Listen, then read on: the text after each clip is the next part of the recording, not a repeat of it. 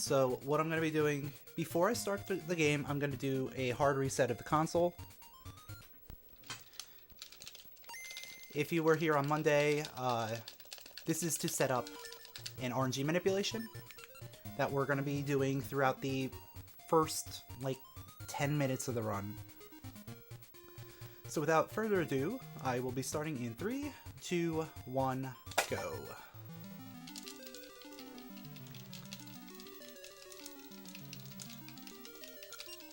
So today I'm probably gonna, like, chill on some of the explanations. I did a lot of it on Monday.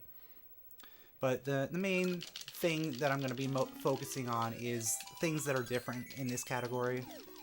For the most part, it's very similar to the traditional any percent categories. The biggest difference is that I'm playing on Japanese.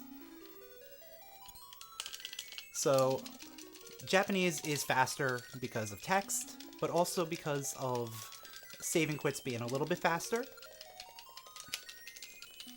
And you can't actually play on Japanese in the any percent category.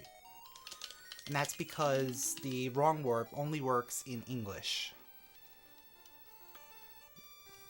Something with the, like, localization changing where memory is stored. So it kind of screws with the whole wrong warp thing. But luckily for us, we're not doing that wrong warp today, so we get to play in Japanese and save a bunch of time on text.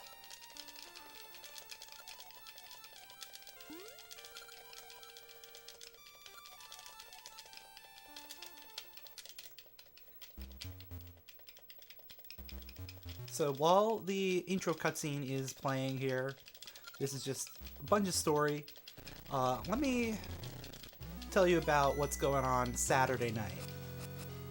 So Saturday night, I will be doing a linked speedrun of both Oracle of Ages and Oracle of Seasons, and I will be playing both games back to back, getting the true ending by beating Ganon and Twin Rovo. But there's a twist, where I will be letting you guys choose which animal companion I'm going to be using for that run.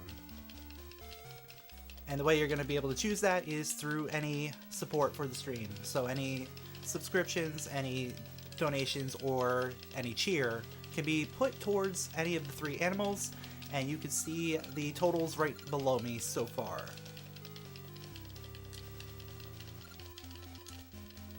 And that's going to be running throughout the rest of the week, all the way to Saturday.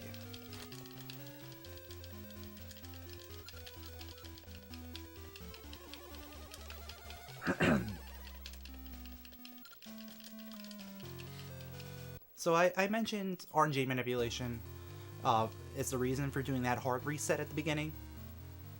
Basically, if you don't know about how RNG works in this game, it is a static number for the most part. It starts at a very set point when you power on the console, and then on the title screen it actually rolls every single frame. But as soon as you get to that file select screen, it stops. So once you get to the file select screen, as long as you're mashing through the title screen as fast as you can, you're gonna be in a pretty general area that you're gonna know kind of where you're at. Then, once you're in game, the main things that control RNG are enemy movements and enemy AI, screen transitions, slashing your sword, and digging up items. So we can actually control the RNG by slashing our sword a bunch of times. And the way Link's sword works is that there's 3 different tones. There's a low tone, a mid tone, and a high tone. And those 3 tones can tell you where exactly you're at in the RNG by listening for certain patterns. The patterns are going to be different based upon where you're at. So we can do hard resets and set up RNG manipulations by just listening to the sword tones. We're not going to be doing that just yet. There's a different manipulation we're going to be doing right now, where I'm just going to be going through the game normally, and we're going to set up a manipulation for a 100 rupee that I can dig up.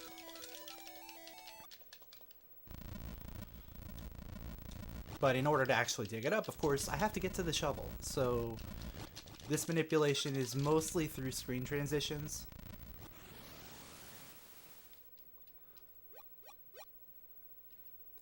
But we will have to worry about shovel, digging up with the shovel, and also sword slashes at the very end.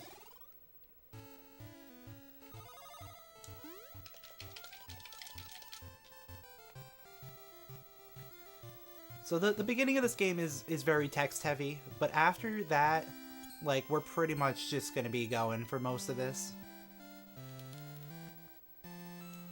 It's not a whole lot of text after the, like, intro cutscenes.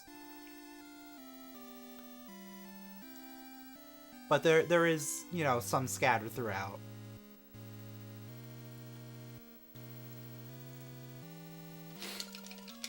Now, this cutscene in particular is a unique case where every time, like, I think it's like every 21 frames or so, the game calls the RNG in order to decide whether or not it should play that lightning flash. So I know that where I'm at in the RNG, I want to get one lightning flash. And that'll set me up in a position that's good for me.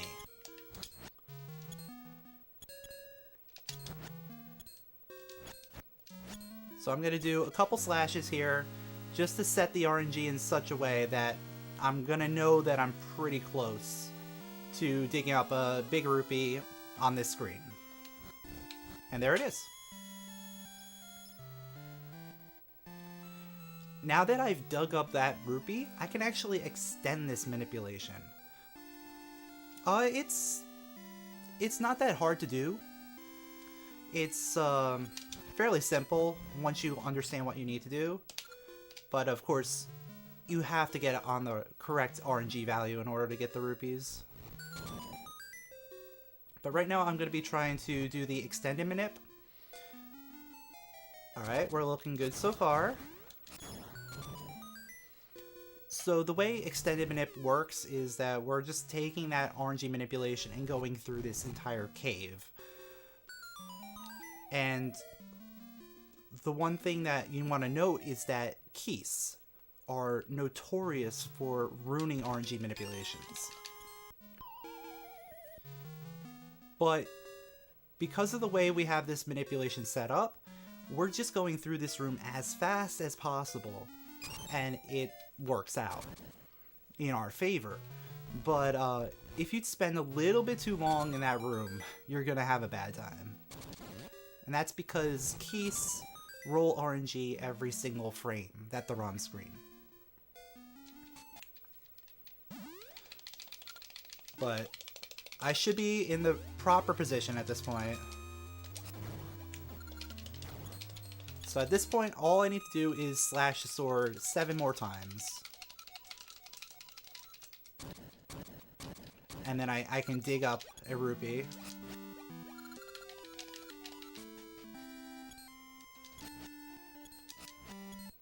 I'm gonna stop at 6 just to be super safe. But I should be okay. There we go. So that's the extended manip. At this point, the manipulation is done. We're not going to be doing any more with that. We only need about 220 rupees for the run. So getting 200 rupees right now is really, really good.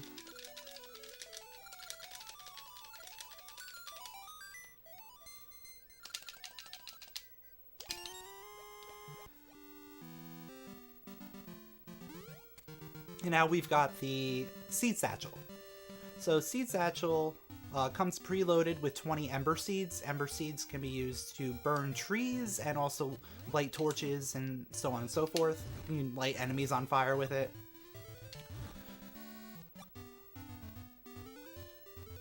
and it's going to be used to get us to Dungeon 1. Satchel left side is not something that you need to worry about in this run. So left side satchel is only a thing for the wrong warp categories, and that's because when the satchel drops on the left hand side, when you do the glitch, you end up like getting shoved to the side of the screen, and that's what causes that. Getting shoved to the side of the screen is the satchel dropping on the left side on that screen. But since we're not doing the wrong warp, we don't have to worry about that.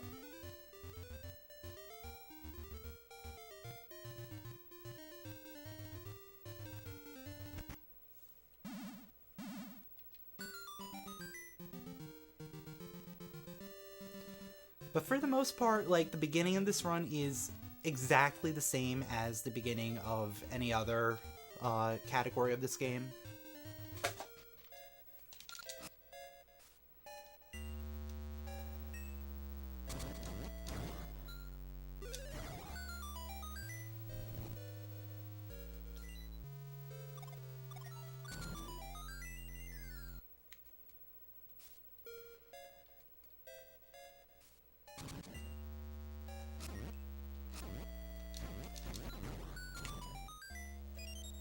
And I'm probably gonna, like, just be quiet a little bit as I just play.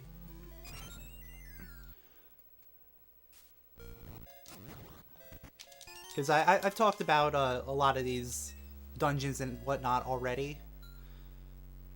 So once I get the stuff that is unique to this run, or, you know, actually interesting stuff, I'll probably talk about it.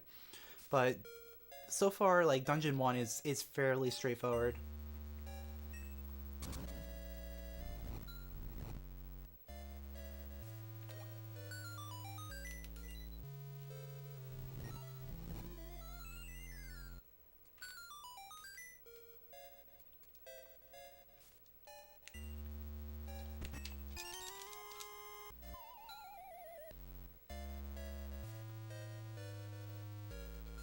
Like, the main thing that I'm gonna want to note here is that the mini-boss sucks.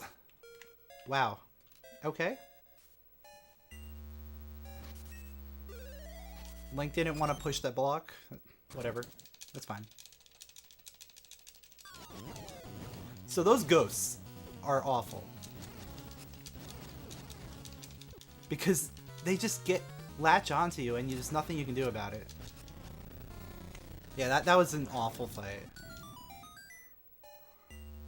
Because once those mini ghosts latch onto you, you can't swing your sword or anything, so you're just at their mercy.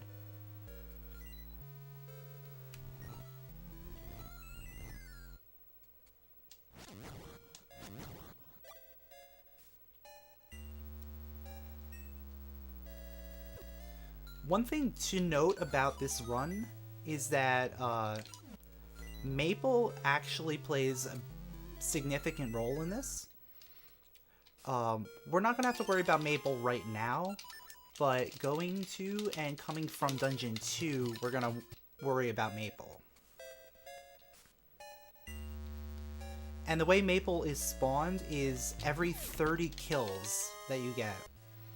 So you kill 30 enemies and then go to a specific set of screens that she can show up on, and then she'll spawn on that screen. Whether you, like, actually activate her encounter or not, it'll reset the count. So you have to kill another 30 enemies at that point. So this is Pumpkinhead. Super easy boss. All you have to do is just... You gotta just kill the body, and then attack, pick up the head, and then all you have to do is do one slash, and then throw the head at the ghost when the ghost is up against the wall, and it'll do a double hit, and that's enough damage to kill it.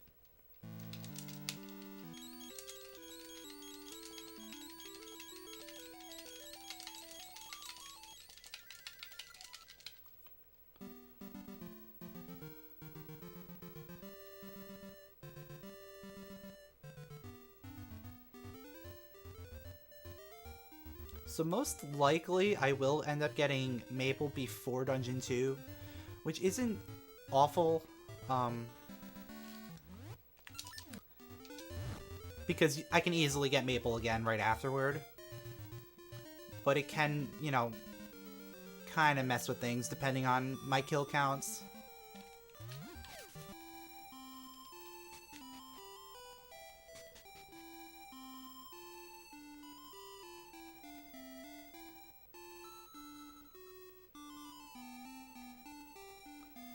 So I stopped in the shop for a second and just completely left right away. That set my save point. So I'm going to be abusing save and quit here. And by setting my save point there, it'll eliminate any backtracking that I have to do. We're going to be using save and quit very liberally throughout the run. Especially because we're playing on Japanese here. Because save and quits on Japanese are faster than on English.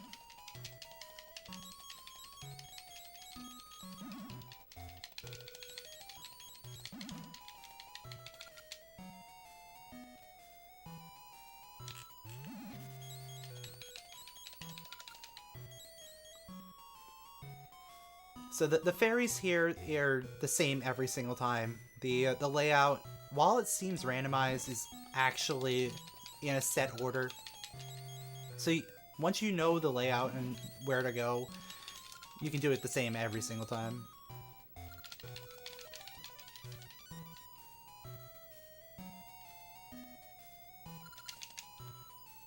Now on Monday, I had to do a manipulation here because I didn't have enough rupees. But because I actually have the rupees this time, I don't have to do a hard reset, which will save me a little bit of time.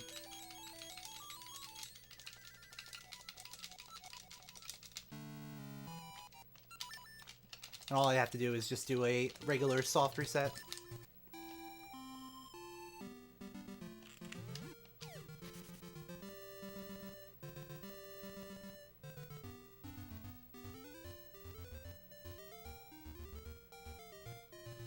What path do I take to find the fairies? It's, what is it? Right down.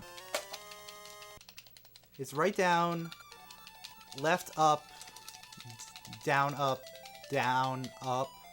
and then up.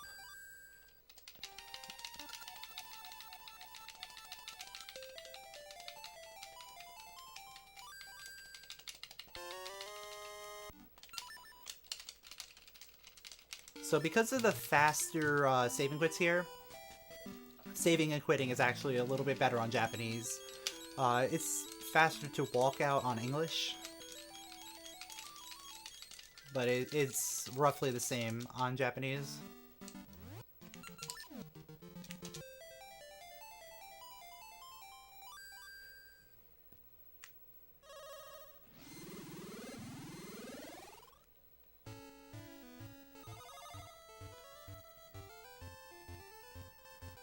And I think the reason we do the route that we do is because you don't really have to go across any screens except for the one where you're picking up the boulder and going up afterward. Like picking up the boulder on that middle area.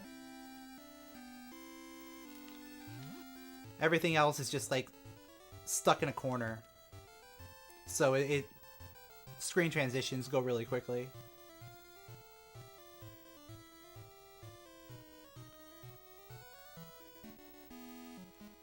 So, like, even though there's a bunch of like, actual screen transitions in the path that we do in the speedrun, it goes by a little bit quicker than actually having to walk across screens.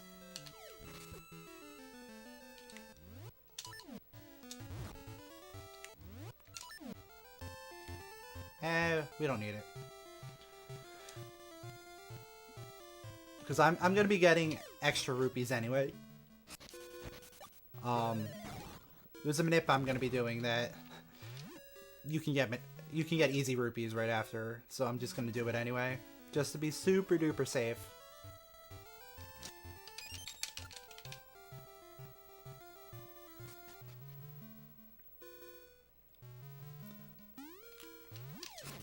So just like in any percent, we need to get the mystery seeds. And then after getting the mystery seeds, we're going to be heading to Dungeon 2. Because, oh hey, Ambi wants those mystery seeds. She's going to reward us with bombs, and then that'll allow us to get into Dungeon 2.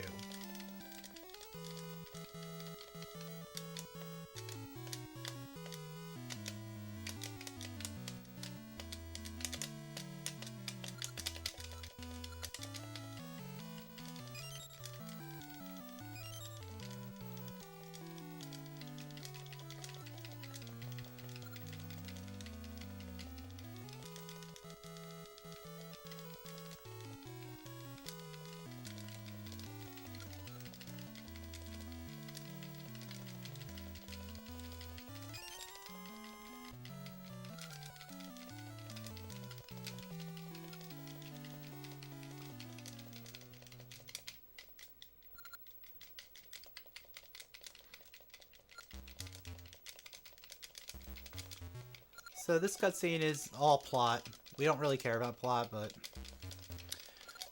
basically you see possessed Nehru whispering in Queen Ambi's ear with the plot to build the Black Tower. You can't actually understand it unless you read Japanese, but since I play it on English for any percent, I've seen these cutscenes a million times.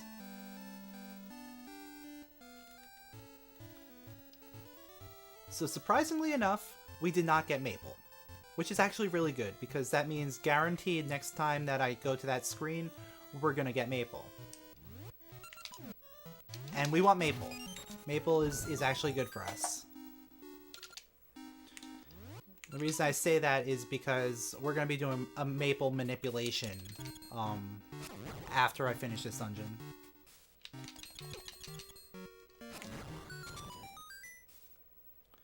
Who's more badass, Varen or Onyx? Definitely Onyx. He has a ball and chain. Varen likes to hide in other people. That's not very badass.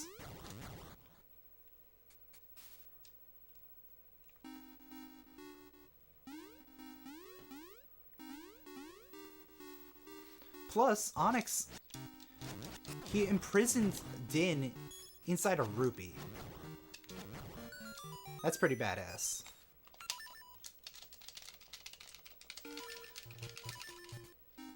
Yeah, Varen is more evil, but Onyx is more badass.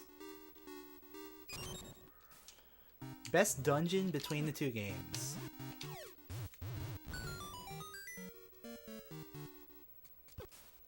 That's a tough one. Because there's a lot of variables involved in figuring out what's the best dungeon. Like, is it good dungeon music? Is it good dungeon, like, puzzles? Is it a good dungeon boss?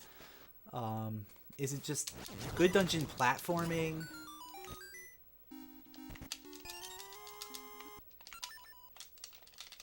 But the most challenging, I would probably say the most challenging is Dungeon 8 in Seasons.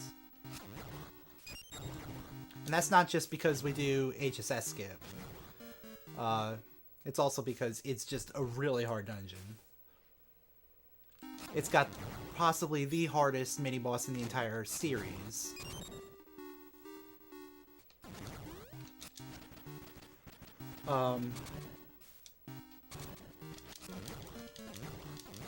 Yeah, D4 in Ages and Seasons both have really good music. Like, D4 is just really good in general. I have to say, I really enjoy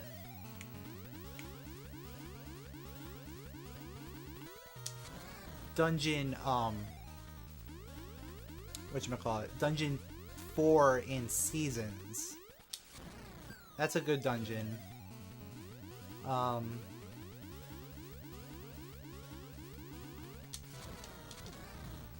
Dungeon 6 in Ages has a really good concept, but it's just an awful dungeon.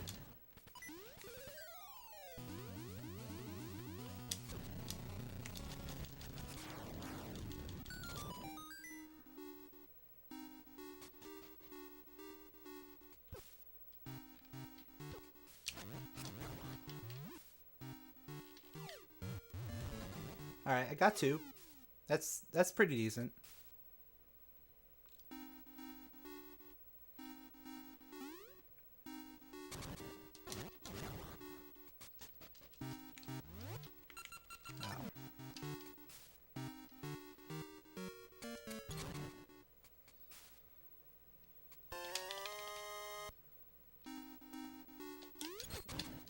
Yeah, D5 in Seasons is pretty good. Dig Dogger is okay.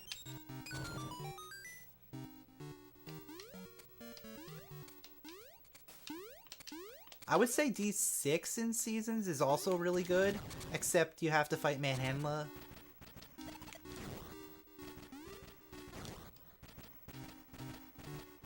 Yeah, D4 is Dancing Dragon Dungeon.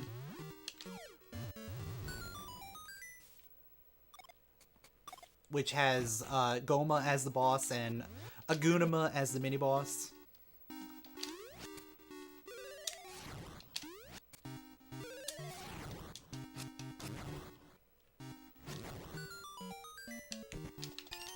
Yeah, with the slingshot as the dungeon item.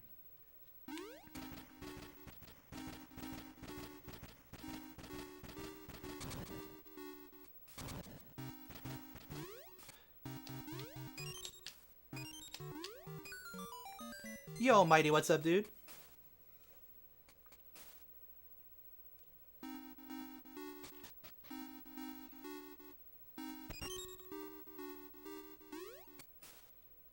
Yeah, Dig Dogger with gloves is way better than with sword.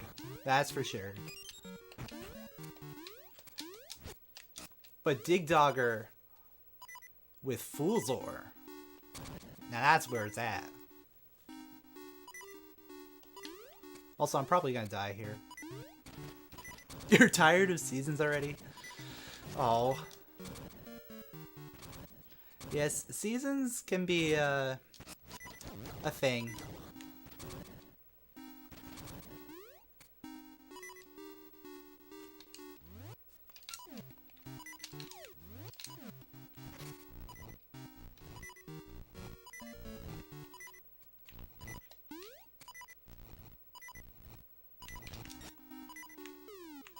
Stay away! Stay away from me!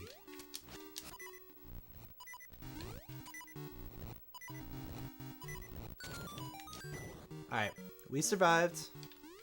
Okay, we're going to get the key. We are getting the boss key first. Give me a heart. Give me a heart. You know you want to. There we go.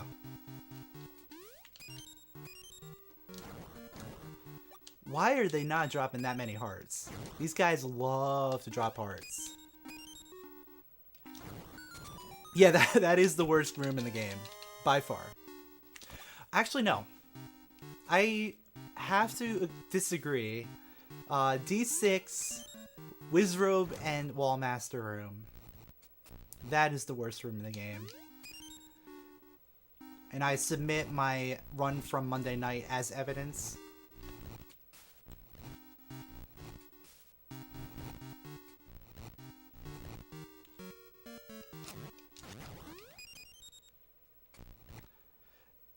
Yeah, Lever Room is awesome. I like Lever Room.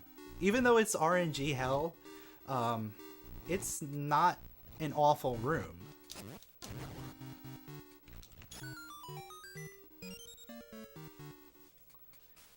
But when you have blue Wizrobes and Wall Masters, or Floor Masters really, they're the Floor Master ones, it becomes an actual nightmare.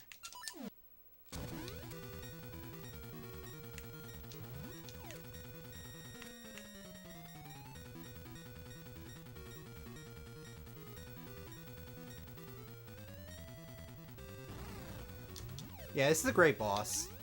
This is a really good boss. Worst boss in the game?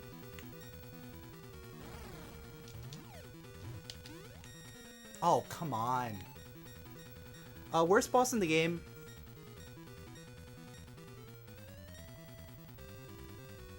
I would probably say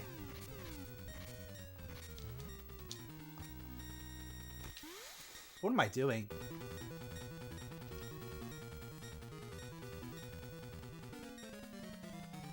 I'll probably say D7 boss. D7 boss is awful. What am I doing? What am I doing? I know what I need to do, but I'm just not doing it.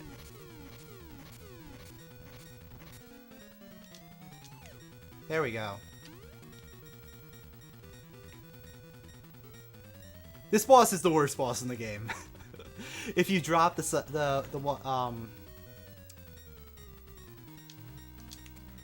if you drop the manip, it's the worst boss. Yeah, Plasmarine. Yeah, like,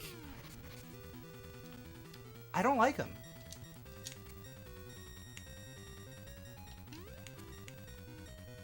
Because he's just annoying. Alright, that was it. Cool.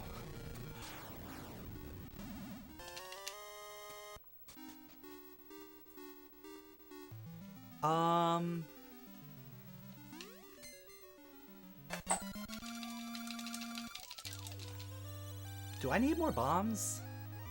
Is 6 bombs enough? Dude, I love Ramrock. Ramrock is probably my favorite boss. Plasmarine is the jellyfish in Dungeon 7.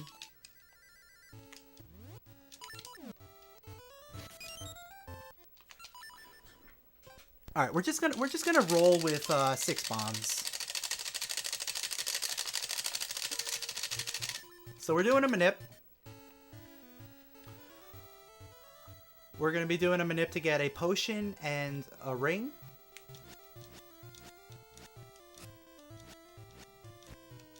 Okay.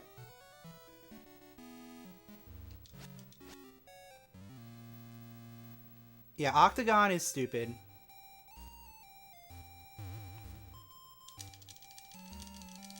Oh, I can get some bombs here.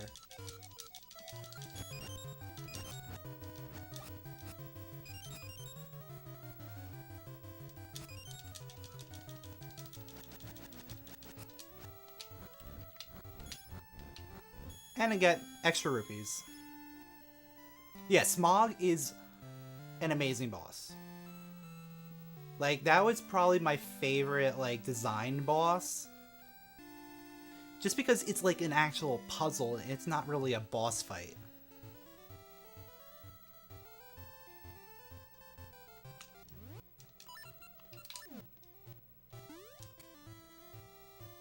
Yeah, D5.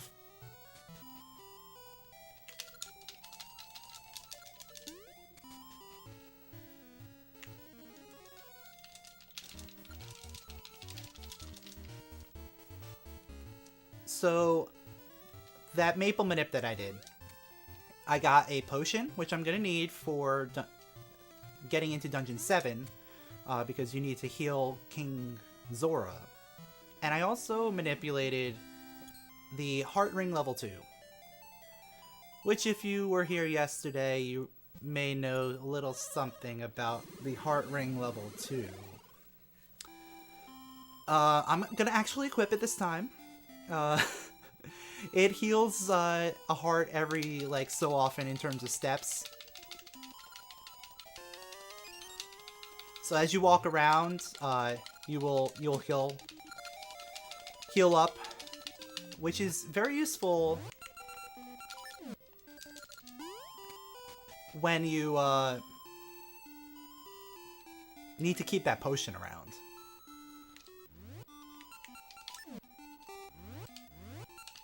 There we go. It's equipped. Yeah, Crescent Island is a thing. I almost forgot where I was going for a second.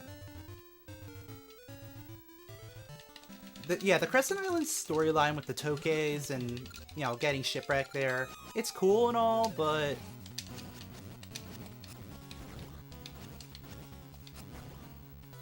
when you, like, have to do it normally, it kind of sucks. Also, yeah, Moosh. Moosh is the best animal. He doesn't get any love, like, in speedruns. It's so sad.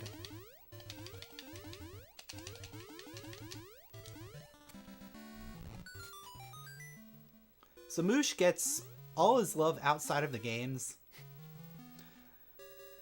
But yeah, Dimitri is the best animal for speedrun in this game. And Ricky is actually the best for seasons. Who'd have thunk it?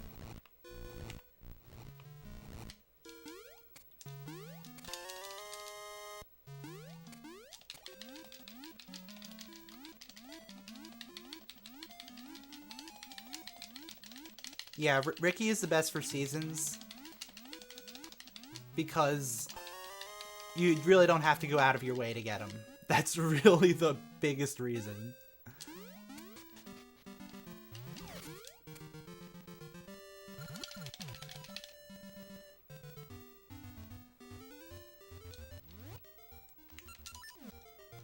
Oh. That's what I need. Then I need that.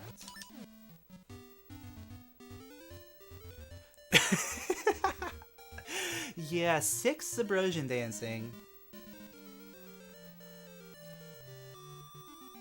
That has never happened before. Like, I don't think anyone has ever done 6 subversion dances in order to get Dimitri.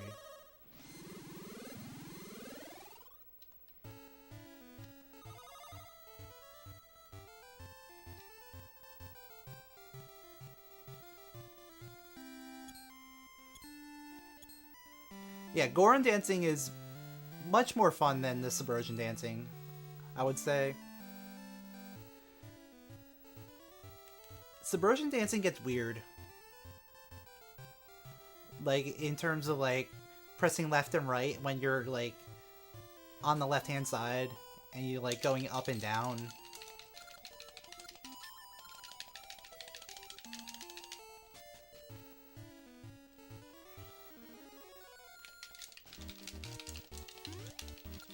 Yeah, subversions are cute, but that dance is awful.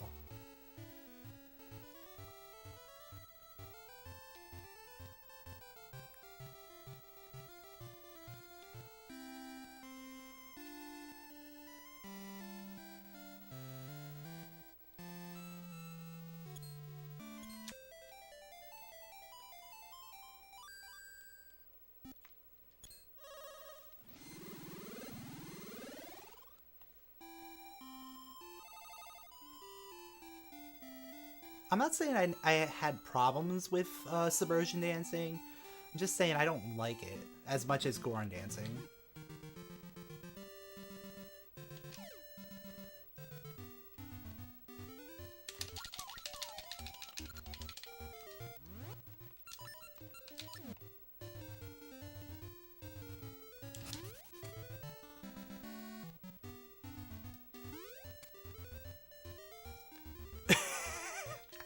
Yeah, I should totally do that.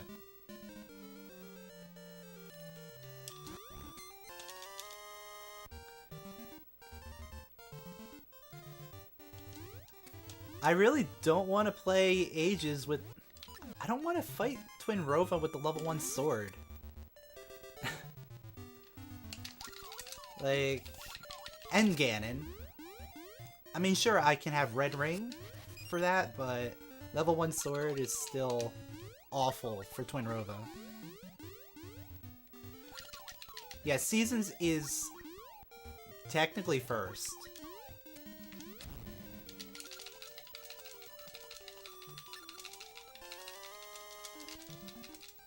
But playing Seasons first is awful. Only one person has ever like done that seriously in a speedrun setting, and that's Dragon. That's because Dragon is crazy.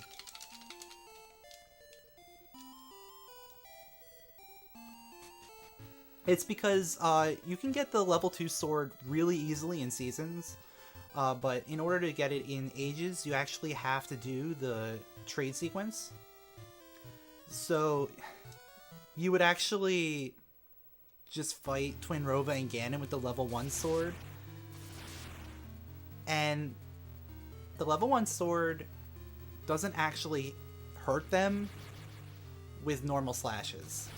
So you have to reflect Twin Rova's attacks with spin slashes. It's really bad.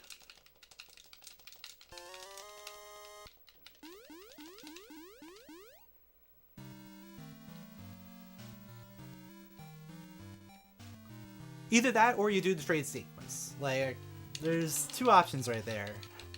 Do the trade sequence or deal with Twin Rova.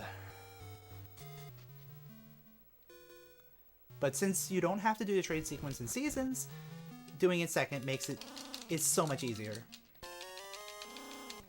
Plus, you can actually skip out on fighting Varen in a linked speedrun if you do Ages first. And that's because once you do the Varen warp, the wrong warp to get to the final boss, there's a little text box that pops up with a "Do you want to save and quit?" When you select yes, that's actually the save and quit text box that appears at the very end of the credits. So that would actually count as completing the game, and it gives you a password. So you can then just shut off the game and go link to the other game right away without even fighting the final boss at all. So it's like a tiny bit faster that way as well.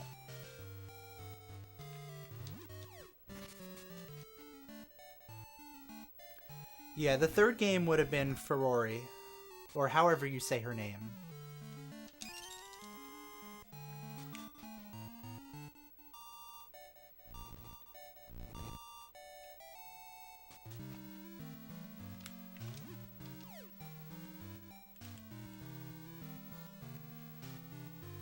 Faror?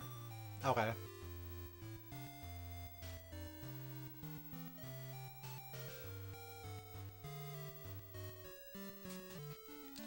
So right now I'm going to be doing a glitch here.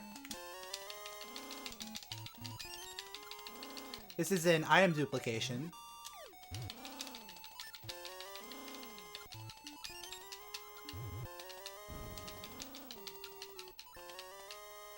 So the way the item duplication works here is that when the shopkeeper tries to give you back your item, if you're holding a bomb, he isn't able to actually give you that item back. So you drop it on the ground. And the way it works is you actually have one frame to pull out a bomb when he's going to give you that item. So you just do that a couple times, duplicate a bunch of shovels, and then, you know, trade him those duplicated shovels one at a time so that you can get both of your items and skip like 90% of the sequence here.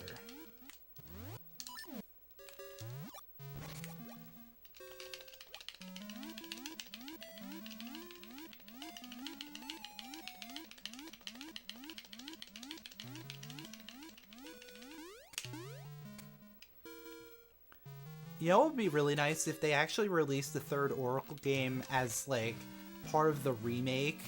Like, once they do Link's Awakening for the Switch, like, they remake the Oracles and they add that game. That would be amazing. It's probably never gonna happen, but, you know, one can hope, right?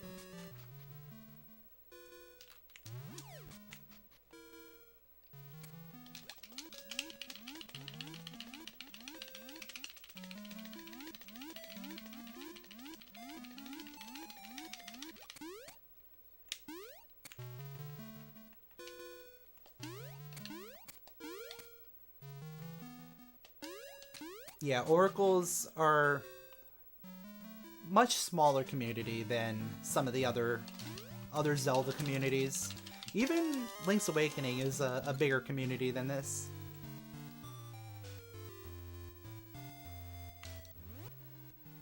I need that and that.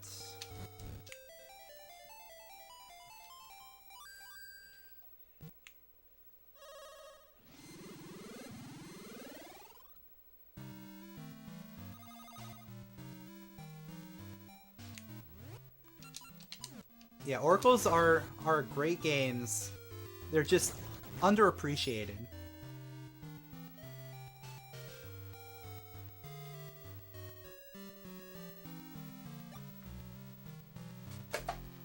Nice. I saved a whole minute there.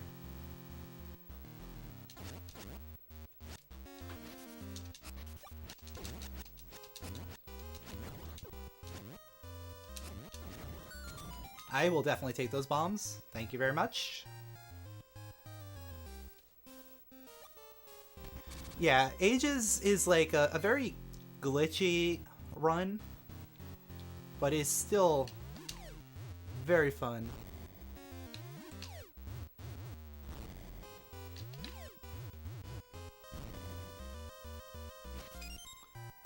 Like, this run in particular is like as close to like not glitchless as I would probably get with this this run.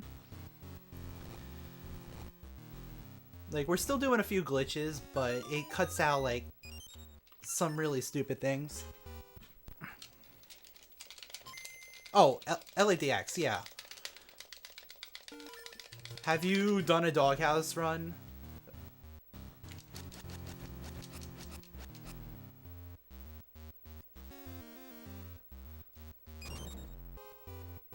Like, you can do a lot of really cool stuff with LADX.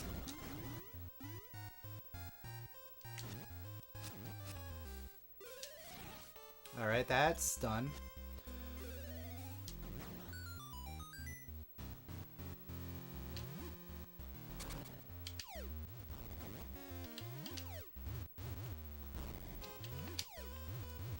Oh, come on. Stupid rabbit.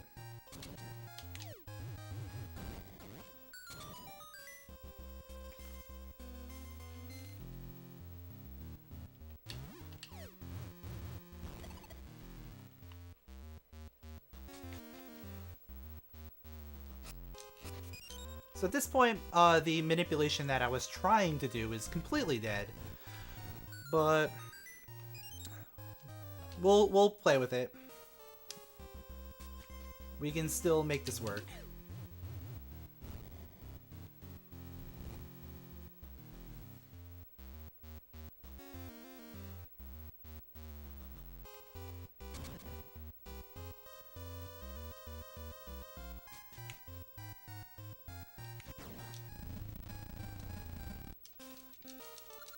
Yeah, I definitely feel like Varen is a harder boss. Partly because you can only kill her third phase as a beetle. Like, you can't kill her and end the fight when she's transformed into a bee or as a spider.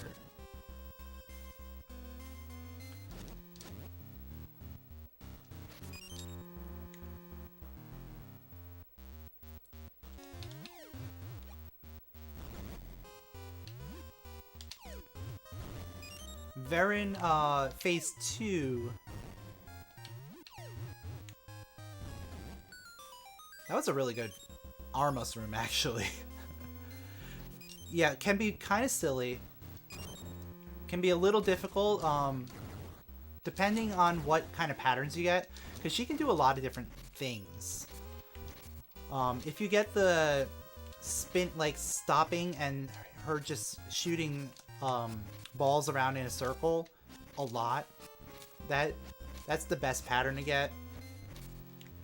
The one where she just does drive-bys like all the time is like the middle pattern, and then the baby Kamehameha is the worst pattern, of course.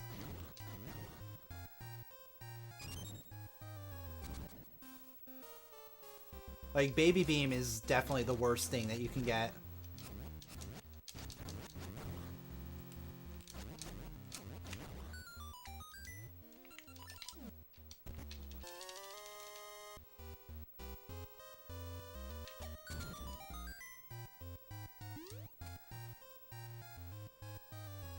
Oh yeah, you can just slash them.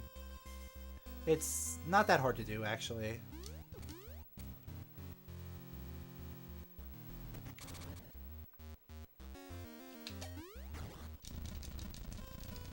No.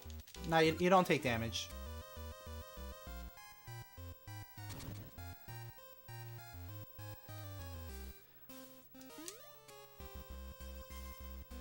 You can also do like some really weird bomb setups, like where you set up a bomb and then make it run over the bomb. But that's like more of a randomizer thing.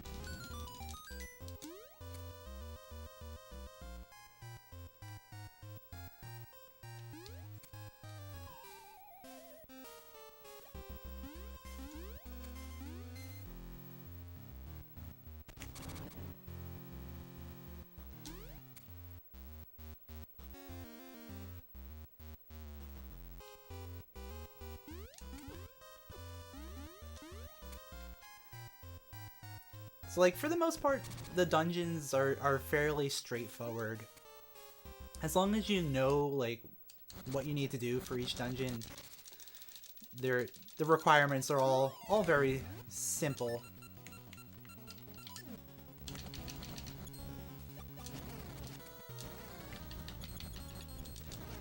This dude can be a jerk sometimes.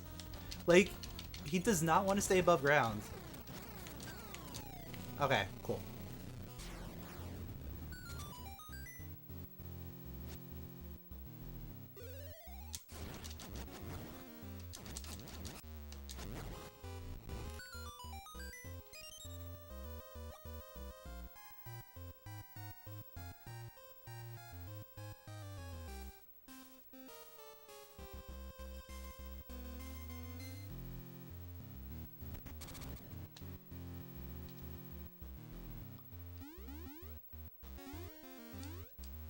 So normally at this point, you're supposed to have scent seeds, but we never actually did the quest to get scent seeds. So the game doesn't know that, so they allow you to get scent seeds from these respawning bushes. And you can just completely skip having to do the scent tree at all.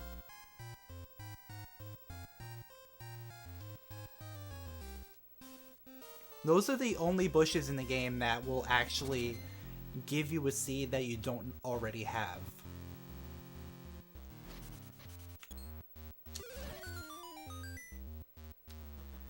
And shoutouts to New Tech. That was found like a week ago? 2 weeks ago? Something like that. It's technically slower, but it looks so much better than using a seed there.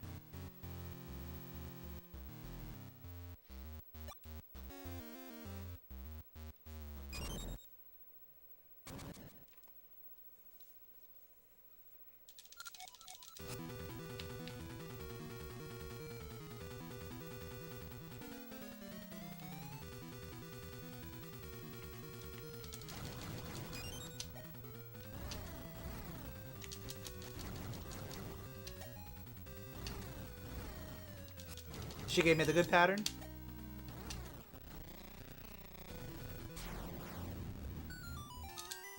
Yeah, Seasons is more combat oriented, Ages is more puzzle. Yeah, I guess that would make sense. Having secrets be more exploration.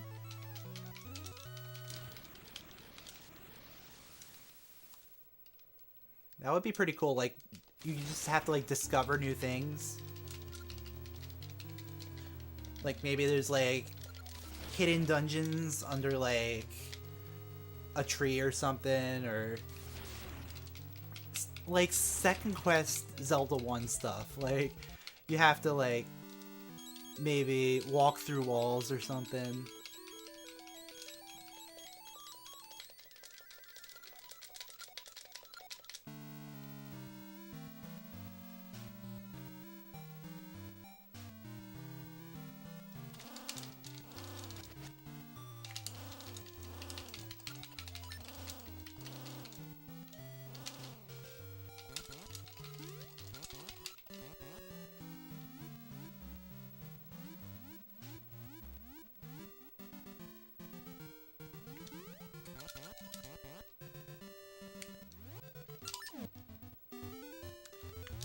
So you get to see Dimitri for like all of 5 seconds, and then we get rid of him. Only to get him back, like, a couple minutes later.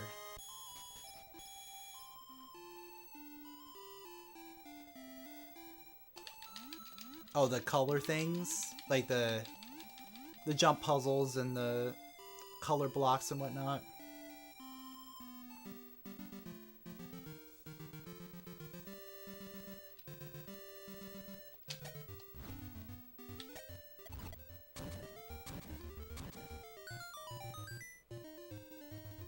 That would have been neat for a third game to have like that kind of stuff.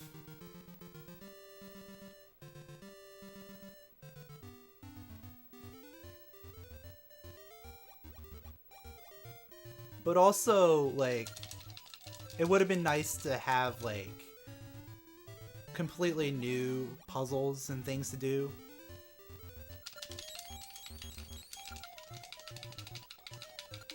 Yeah, this sequence is kind of boring. Like, the going back and forth to get your animal companion kind of sucks. And then also, Dungeon 4 just kind of blows. Like, going up to Dungeon 4 and then the dungeon itself kind of sucks too. The music is amazing, but the dungeon is awful.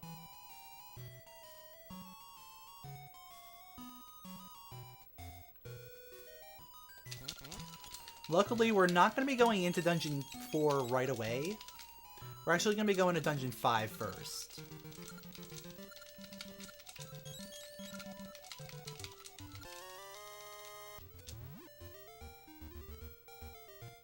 Yeah, the mountain climb, the Talis Peaks section where you just have to go back and forth through time in order to finally get to the top of the mountain.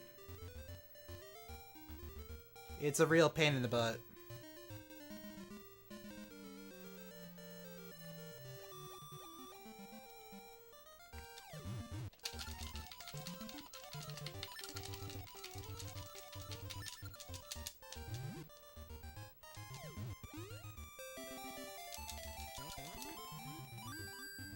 Yo, Seabass with the tier 1 subscription. Thank you very much, my dude.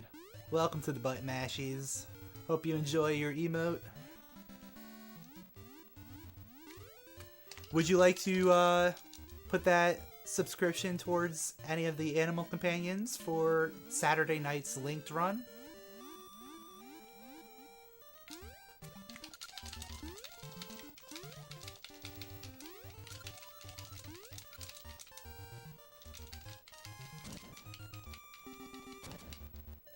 Ricky Kazwiku Wiku. Okay.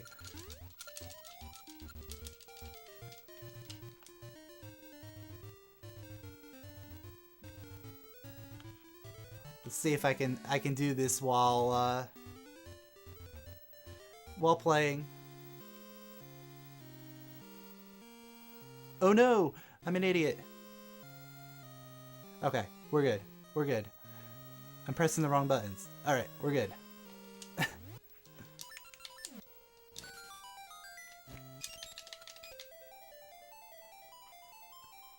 I should have done it while the thing was going.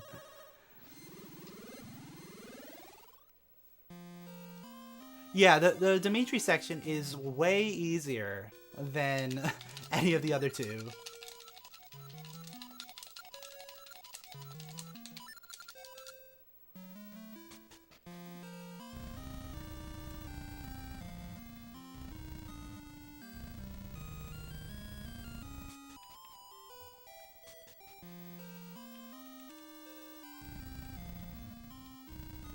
So right now I'm going to just get the tuning nut. We're not going to actually go and repair it yet. We're going to go get the tune of currents and then we're going to go on our own little journey.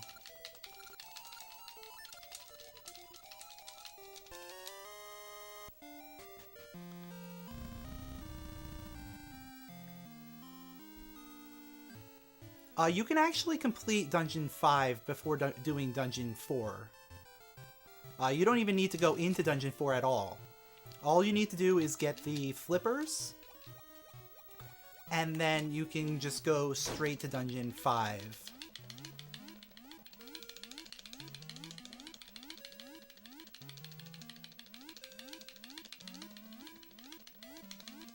Like, technically, going to Dungeon 5 is faster than doing Dungeon 4 in a 4 essence run.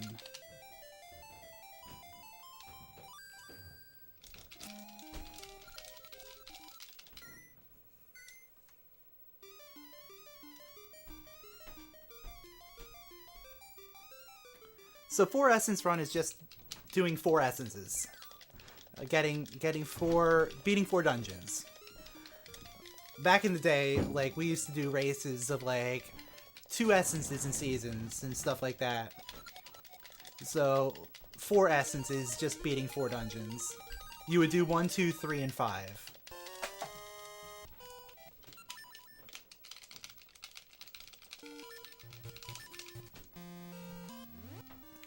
Alright, so now it's time for some shenanigans.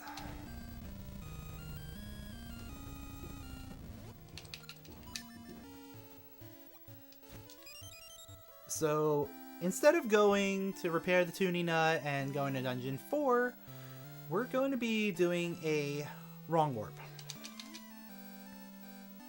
So, we're going to go into the outhouse here, where Mr. Hand lives in the toilet. And we're going to be doing a thing here.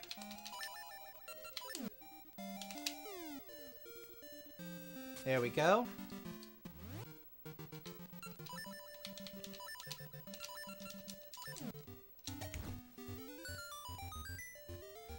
So what happens there is that all the inside areas, like houses and caves, are stored on the same map.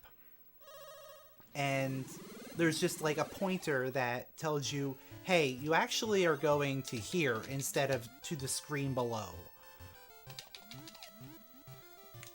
So what happens is that you do the text warp there, where you pull up a text box on the same frame that you leave the room, and it overwrites that pointer. So you just transition to the actual screen below it.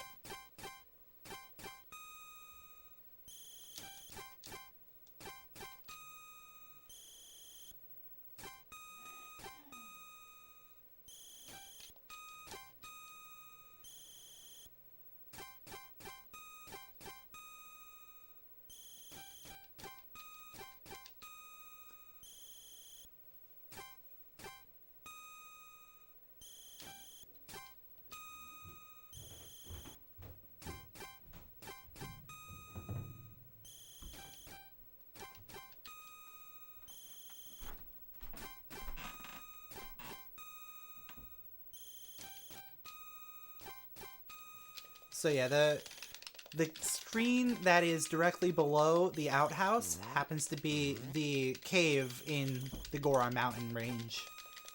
So you can actually... Well, it happens to be that old man cave. So you can end up just getting to the Dungeon 6 area without having to beat Dungeons 4 and 5.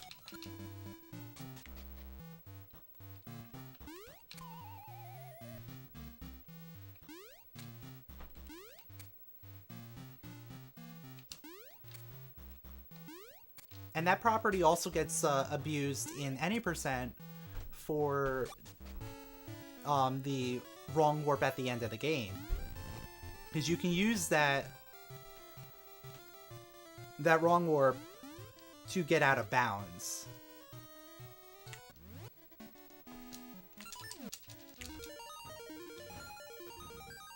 So the way you get out of bounds is just by doing one of those text warps. But normally you're still within, like, rooms and caves that you're normally supposed to be in. But with a very specific room, you actually corrupt the room data so it doesn't think that you're in a cave. What happens is that you end up being able to use your harp at that point, and you can get to rooms that don't have any data loaded, which they just appear as a giant X on the ground.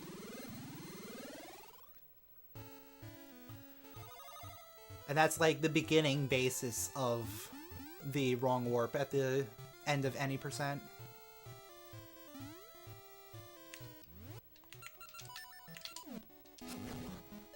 But the main reason we're coming over here is because we want Pegasus Seeds. Pegasus Seeds, they make it go fast. They're good.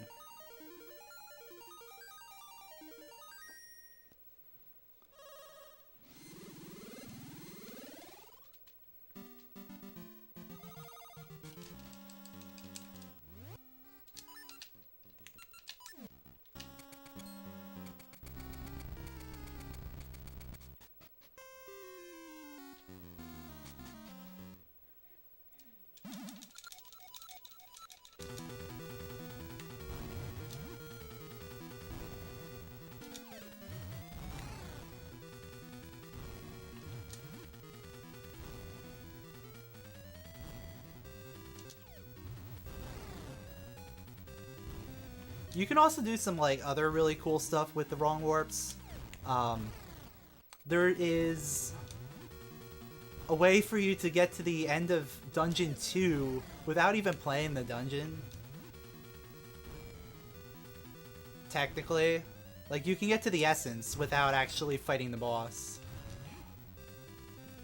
But you need to have the seed shooter.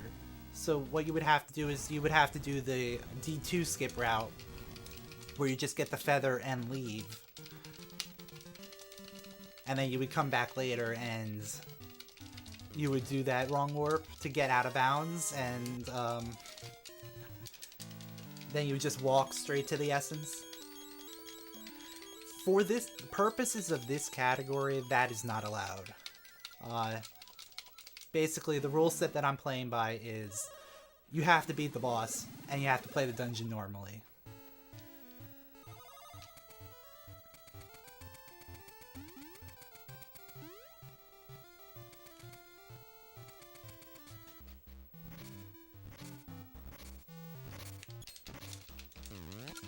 Oh yeah, doing like reverse dungeon order. Like with LA, you can do a lot of crazy things with order, and like, especially with like black and white LA, where you can do some deload strats.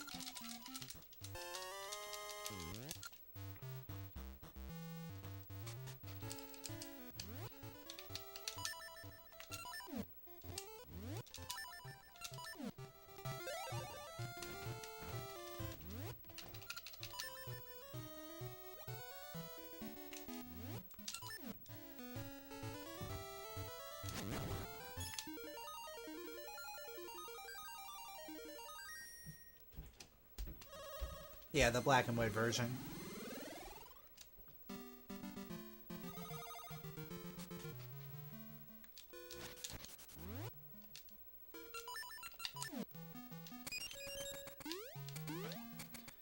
So it's time for Dungeon 5. This is a really fun dungeon. It can be done a little bit better than what I'd be doing here.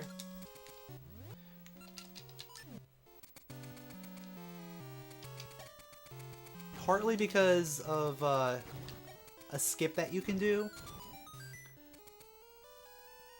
But the skip depends on having the peace ring or the boomerang.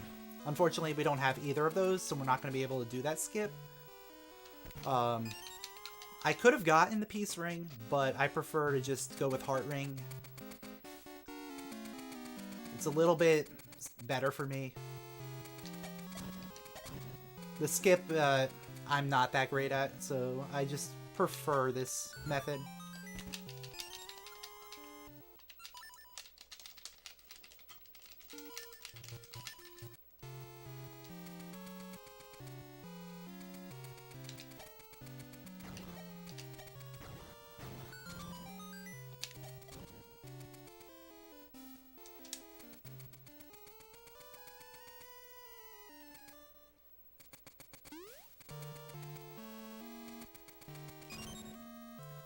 And one of the great things about this, oh, I can't do that yet. I'm like...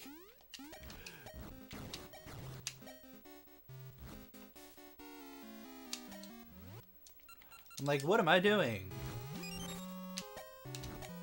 There we go. I don't think I need more, but I'm just gonna grab them anyway.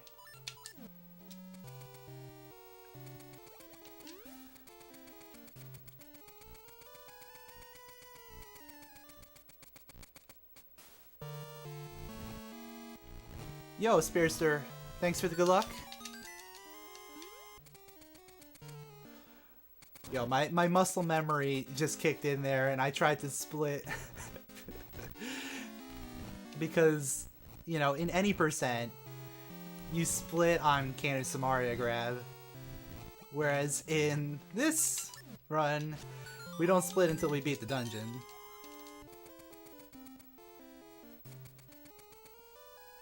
But luckily I caught myself before that happened.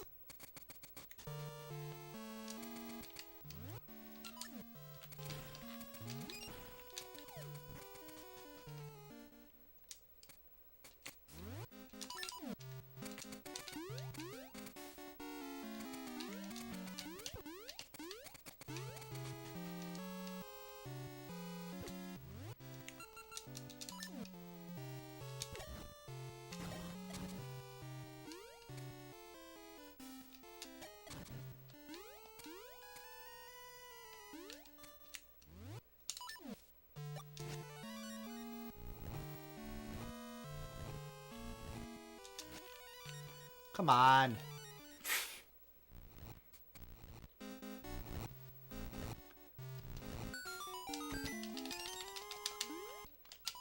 So the great thing about this dungeon is you have to do everything. It's so great. I love it.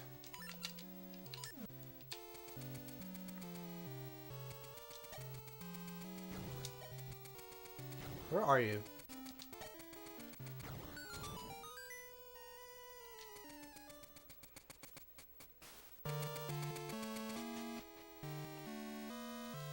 I guess, yeah. We would want to use sword here.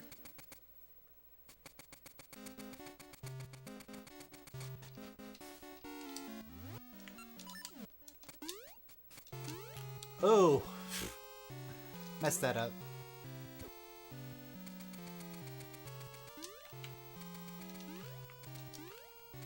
Alright, we're good.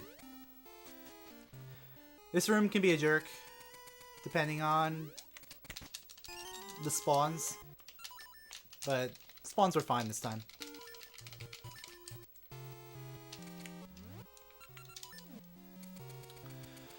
Yeah, I'm gonna use sword at this point.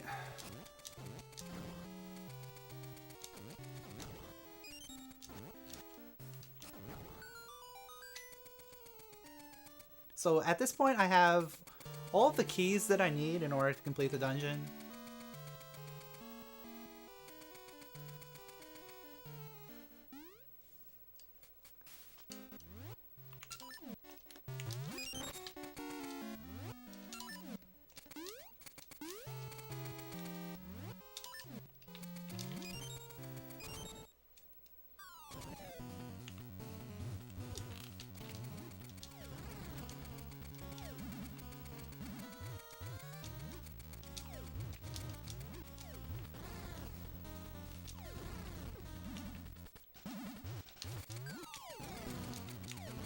Alright, that was a pretty good fight.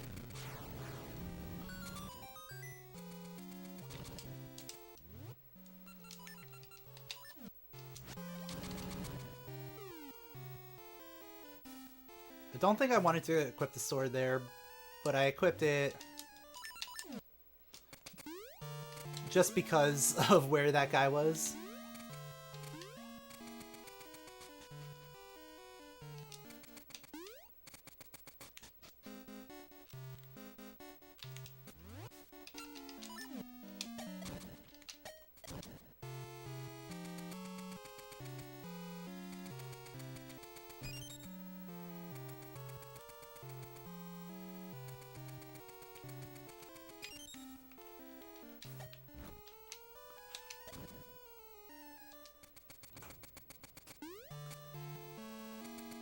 So you can technically skip that key block there, but that requires either the boomerang or the piece skip.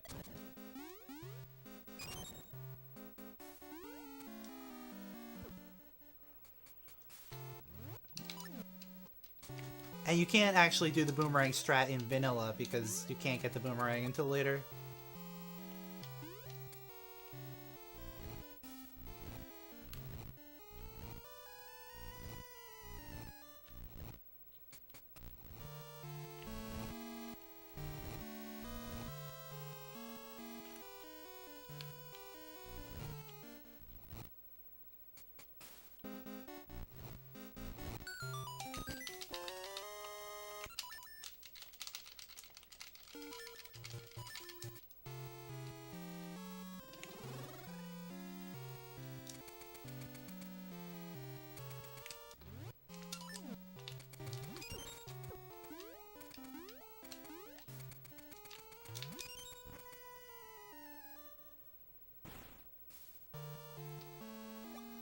So with all of that, we are now able to finish the dungeon. And we get to fight one of the coolest boss fights in the game.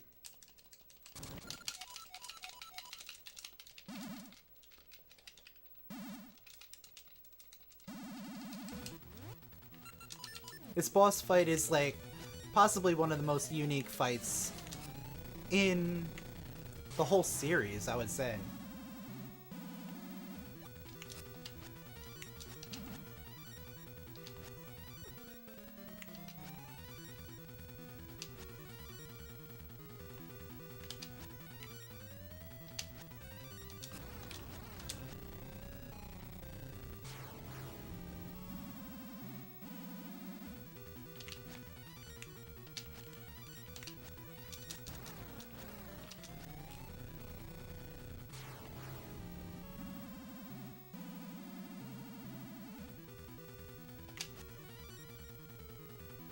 And this last phase is probably my favorite.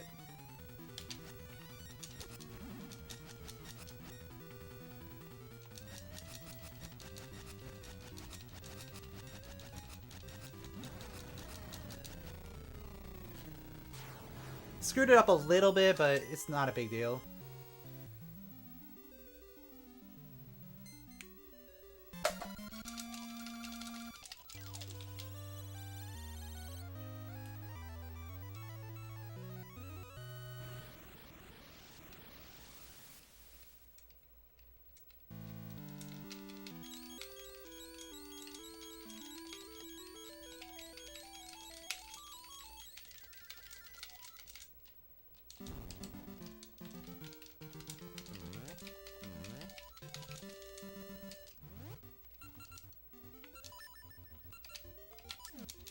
So now that we've done Dungeon 5, we can head over to Dungeon 4.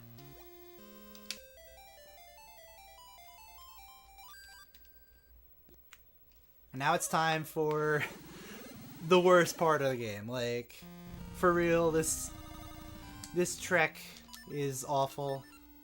Everyone knows it. Getting up Talis Peaks is just awful.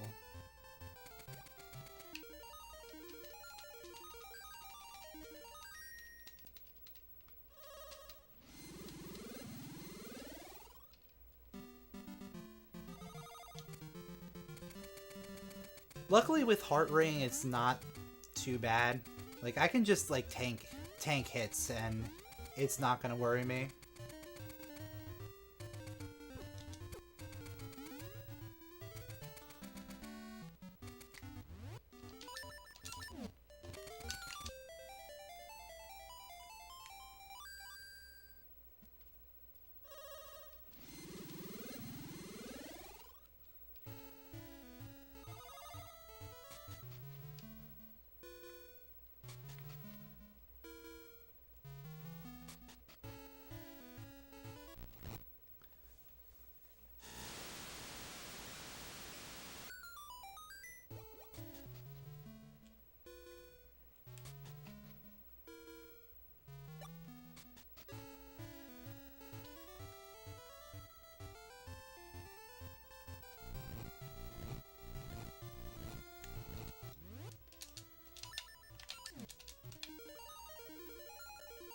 the hardest part is really climbing up the wall, but because I have Pegasus Seeds, that isn't actually that hard anymore.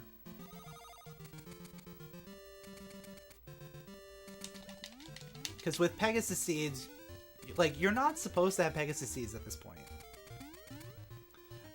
So the wall is not balanced around Pegasus Seeds, so you can just get up there really easily.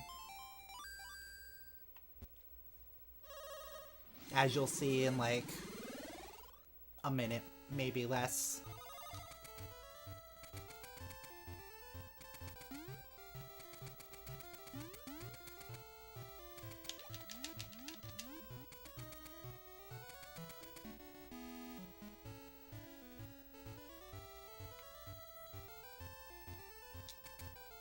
You just pop a seed at the bottom and then you just run them right on up.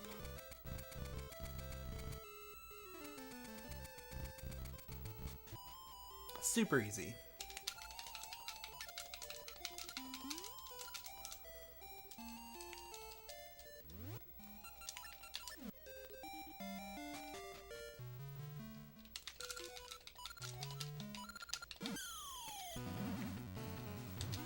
And my favorite thing to do here is just cheese this minigame. You just jump in the corner there and they lose their hitbox for whatever reason. So it becomes like super easy.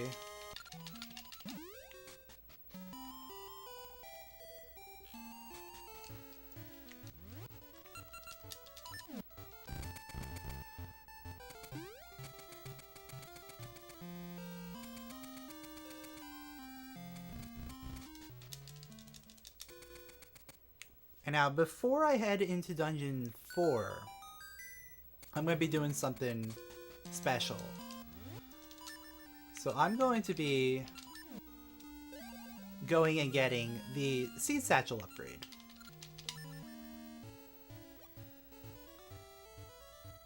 You get the Seed Satchel upgrade from Tingle. He gives it to you once you have 3 different types of seeds. Normally when you get to him, there's no way for you to get a 3rd type of seed, so that's why the requirement is 3. And once you have 3 types of seeds, he'll upgrade your satchel and it'll allow them to hold 50 of each seed type. Having 50 Pegasus Seeds is a huge benefit.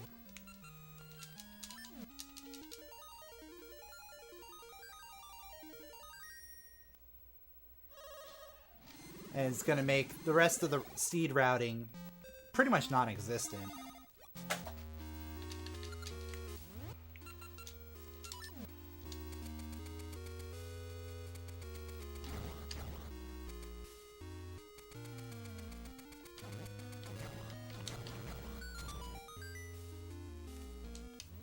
I mean, I will have to worry about seeds later on. Mostly in Dungeon 7 and 8. But for right now, seeds are pretty much whatever.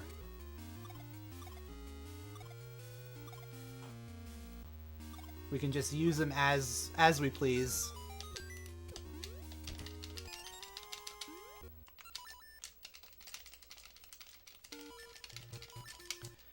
Yeah, getting the seed upgrade at the same time as the chart in any percent, because you already have Pegasus Seeds, is one of the best quality of life things about any percent.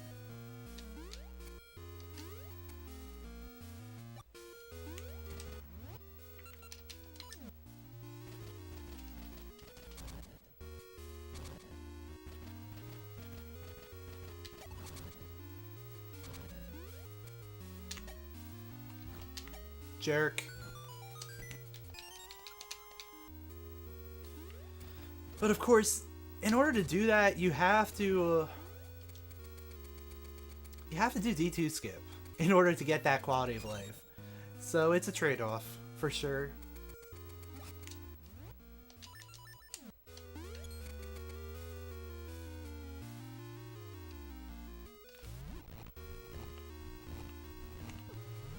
Get away from me. Thank you.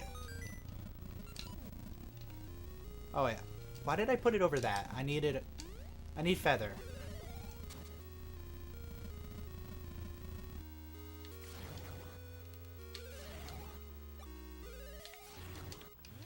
Alright, there we go.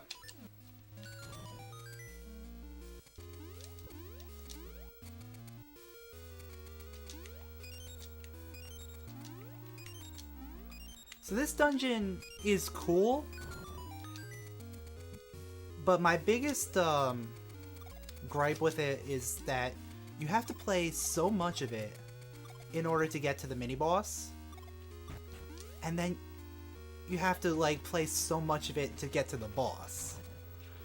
Like, it's such a straight line to get through it.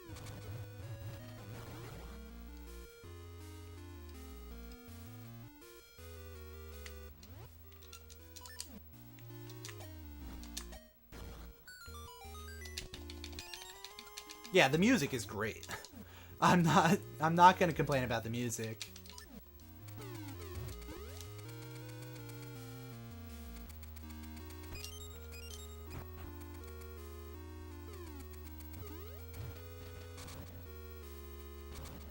It's just the layout of this dungeon is really weird. And definitely could be better.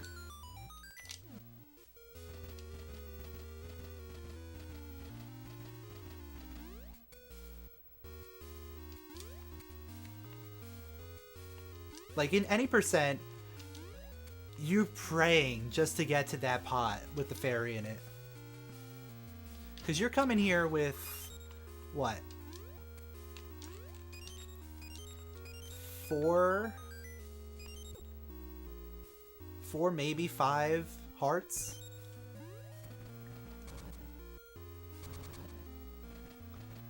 Depending on which route you're doing. So getting through the first half of this dungeon is a real chore. And even once you get here, you still don't have a mini-boss portal. You still have to fight the mini-boss.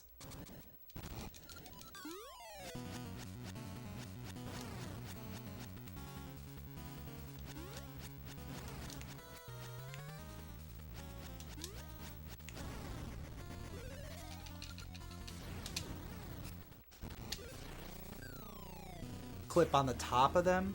Oh, yeah, I guess that makes sense. Because it's still, you know, you're offset, so it's not going to activate.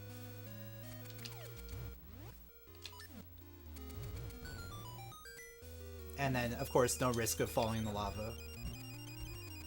But I'm used to doing it from the bottom, so I just kind of do it that way.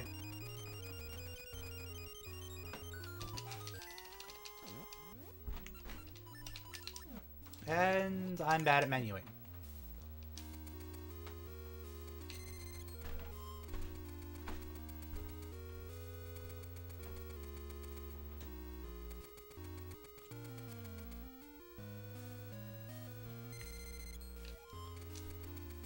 One of the great things about doing Dungeon 5 before Dungeon 4 is that I can use the Cane of Samaria to my advantage in here.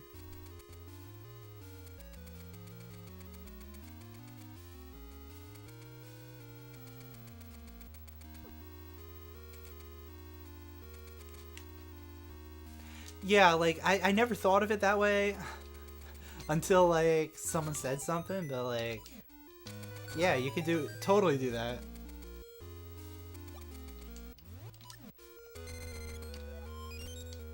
Oh, nice Pegasus Seed drop, even though don't really need it at this point. But it's always nice to have.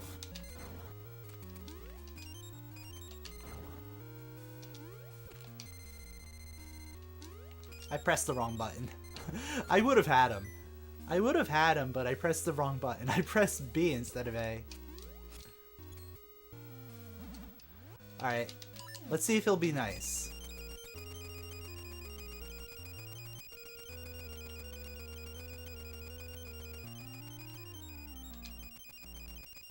They're playing nice so far.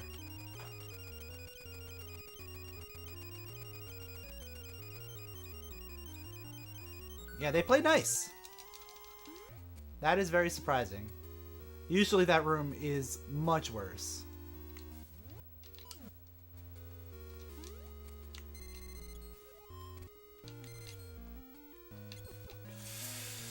I hate the keys there. I really hate the keys in this room.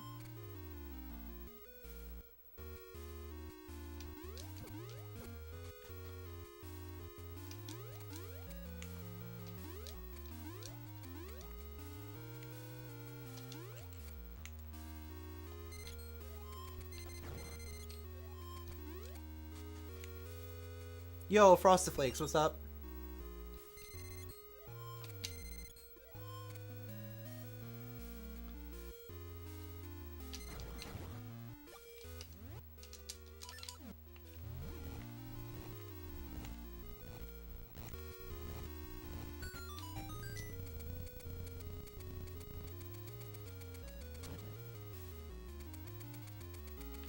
So of course, they put the boss key in like the worst tucked away location ever.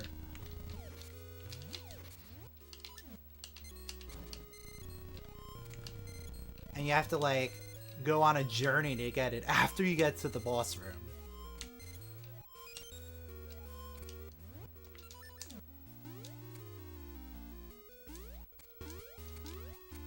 Little fun fact, like if you mess up that last little jump, you have to reset the room because the pots are gone. So what I usually do is I pause buffer that jump. That way I know for sure I'm making it and I don't have to worry.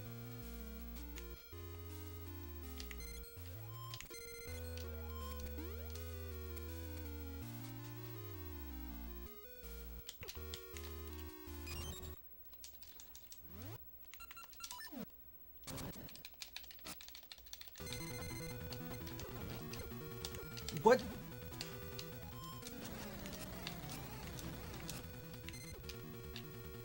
Okay.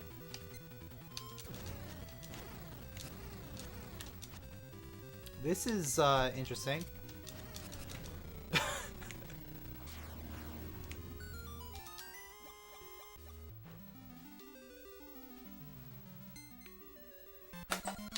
Can't say I ever had a fight like that before.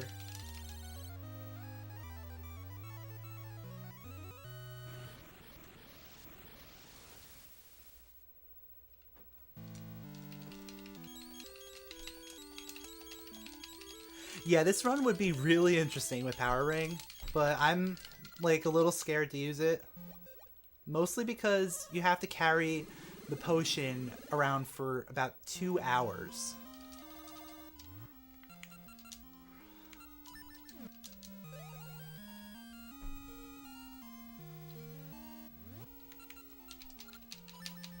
And of course, if you run out of health, the potion is going to activate.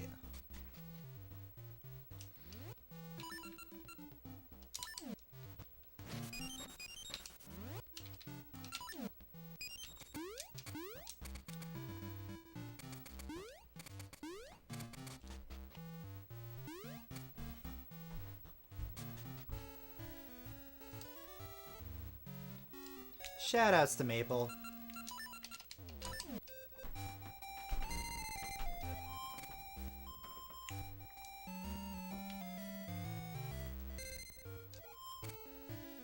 Yeah, the Jabu potion makes Power Ring like so much harder to do for this run.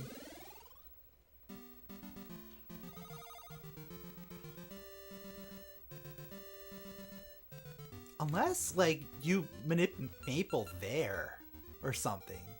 Would that be a thing? Like, could you possibly do that?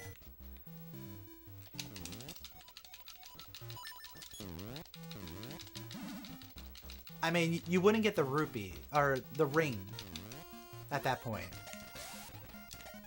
Because you wouldn't have a good spot to go back and appraise it. So you wouldn't be able to do Power Ring.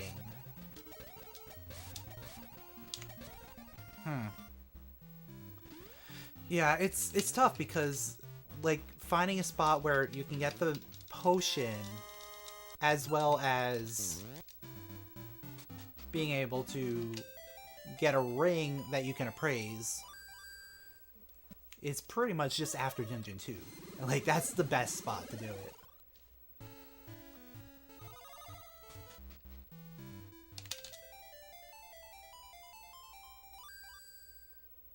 Shout outs to Harp on A.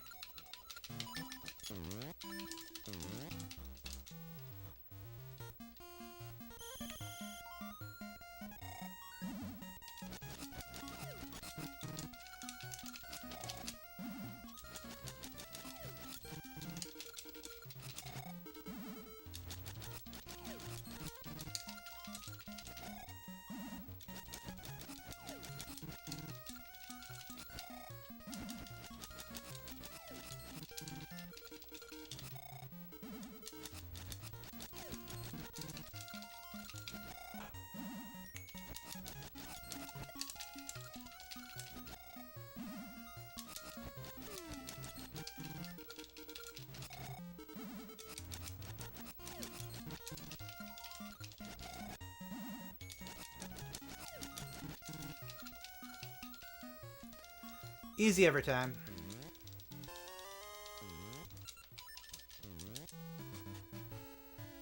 Alright, so I need to remember to do the trades. Do the trades. Don't forget to do the trades. I gotta trade. We're gonna trade. We're trading right now.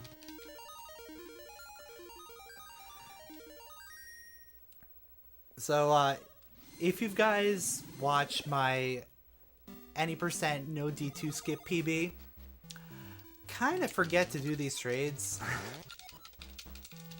And I lose about like a minute and a half to this. And a minute and a half would have been enough for me to get sub 150. Which is painful to think about. All because I didn't do these trades. I just decided to walk up and go straight to the next part.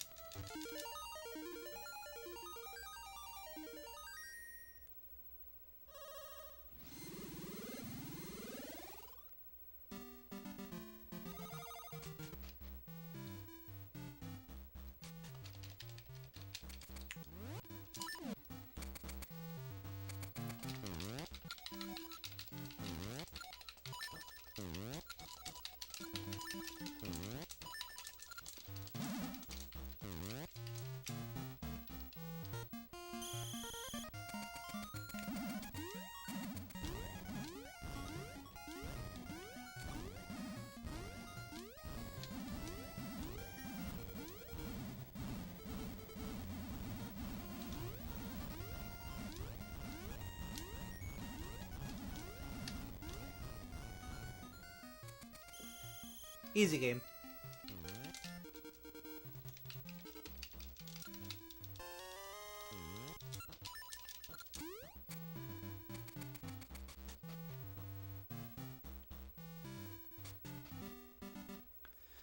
We're almost done with minigames. We're almost ready to enter Dungeon 6. We just gotta talk to this guy. He'll give us the letter of introduction. After getting the letter of introduction, we can then go do Dancing Part 2. After Dancing Part 2 is going to be entering Dungeon 6.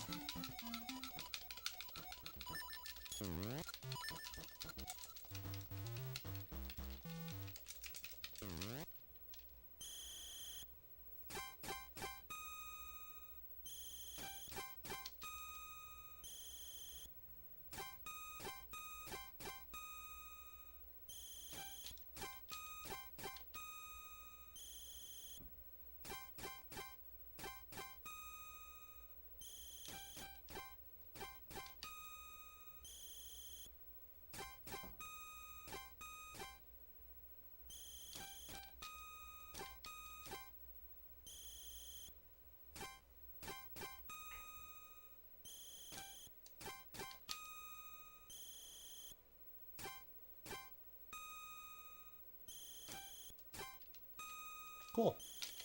So that was a pretty easy set of dances. I just have to fail one more, and then we're done.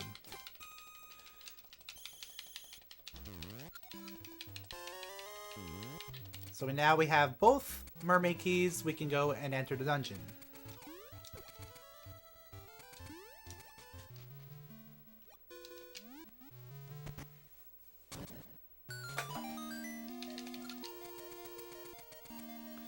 So Dungeon 6 is exactly the same as in any percent.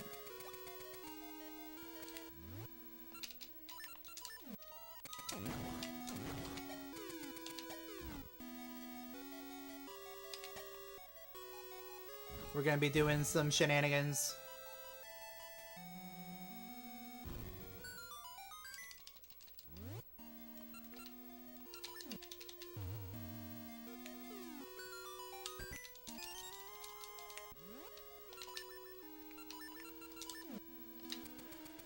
Hopefully, the Floor Master room goes a little bit better than last time. My run on Monday got owned by that room. By getting owned, I mean, like, it was bad.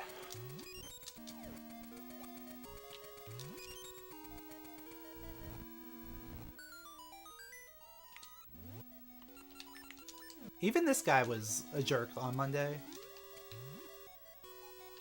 So yeah, this room sucks.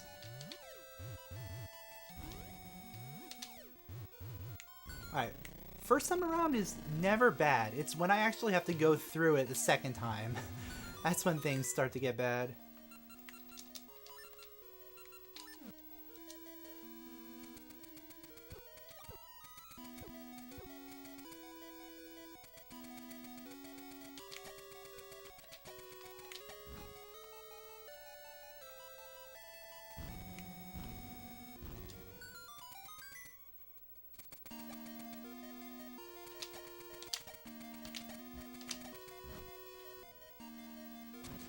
Now we're gonna attempt Environment again.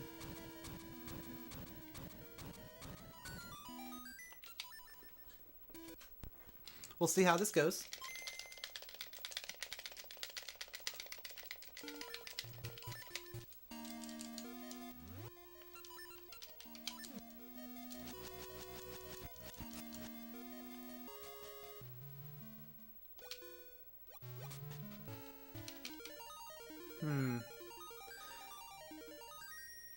So who's my favorite animal companion, not factoring in speed or anything?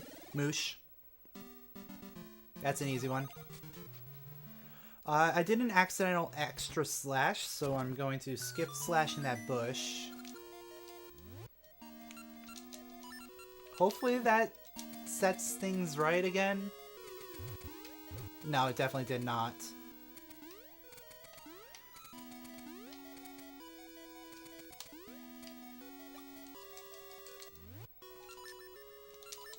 So I'm not going to be doing Environment Ip.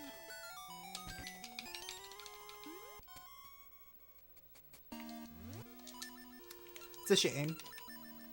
But whatever.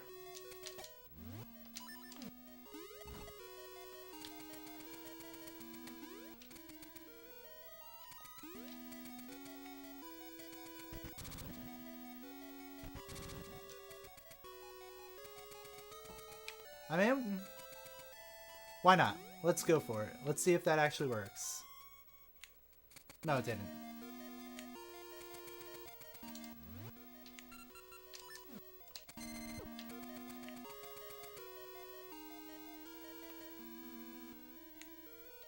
So now I have to find one.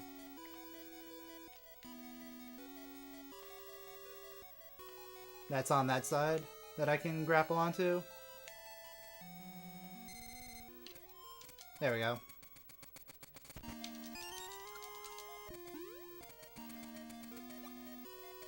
No, there's a manipulation that you can do where you don't even need to use bombs at all.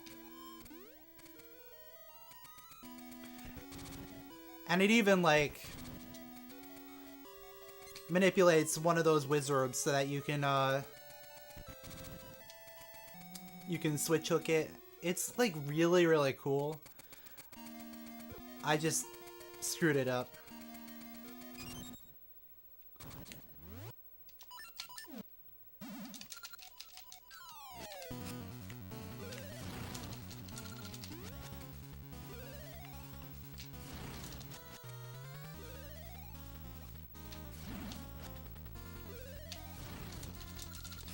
Alright, you're serious? So am I.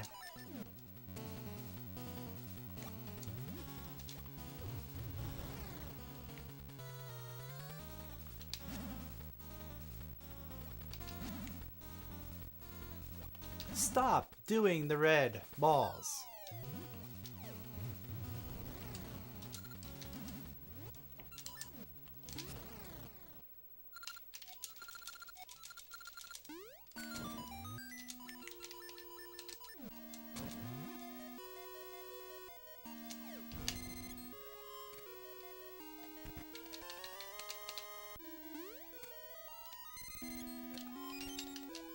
So that was actually still a decent Fire fight, despite not getting the Manip. It definitely could have been better.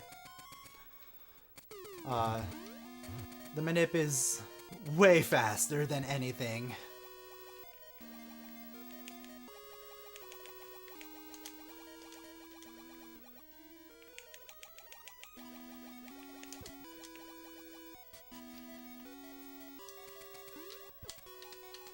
Yeah, whatever.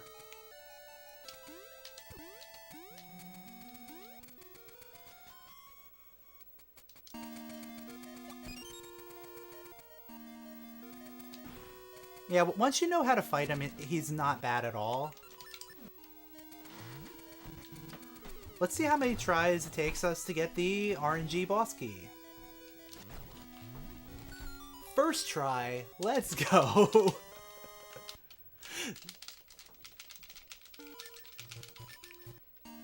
So, in case you don't know, you can't get the boss key on the first try. The actual first try. But after that, it's a 1 in 4 shot every single time. And I got it on the first time that I could actually get it.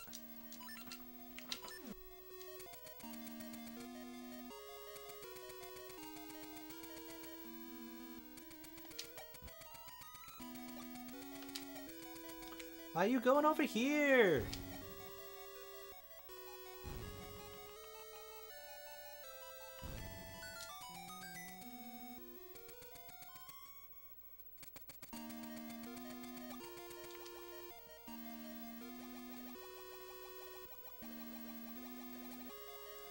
So actually on my run on Monday, I did get Manip.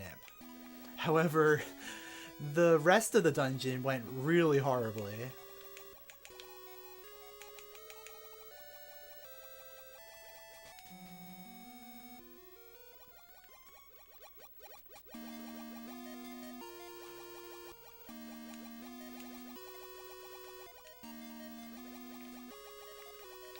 Where are you?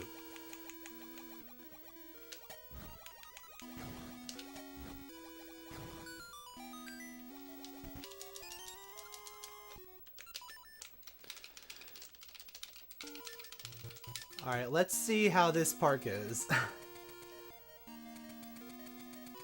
This is the worst part. Right here.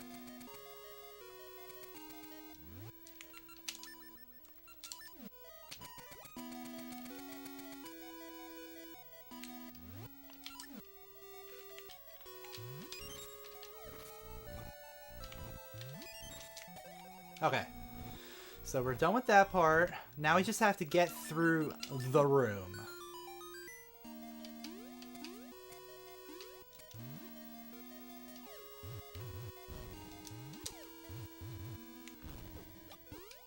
Alright, we're through. We are through. Alright, let's go.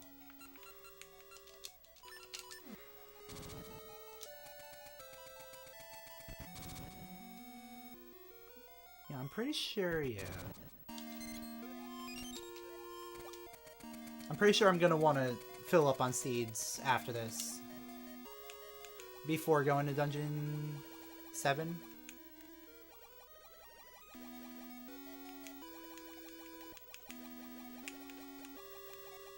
I think before I go to Ambi's palace, I'm actually going to go fill up on seeds. That would make the most sense.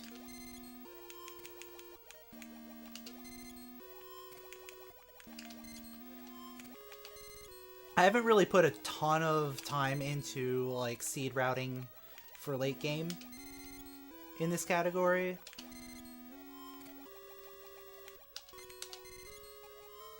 So like I kind of do it on the fly.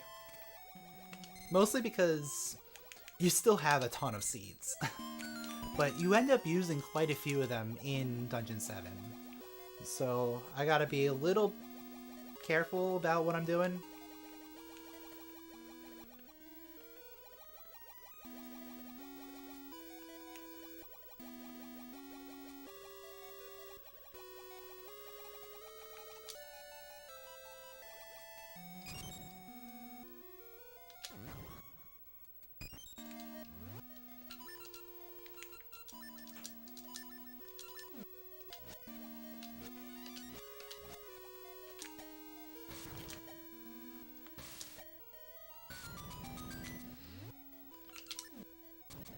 Alright, so Octagon. Octagon is not that bad of a fight. He's a jerk if you let him be. But for the most part, he's not bad.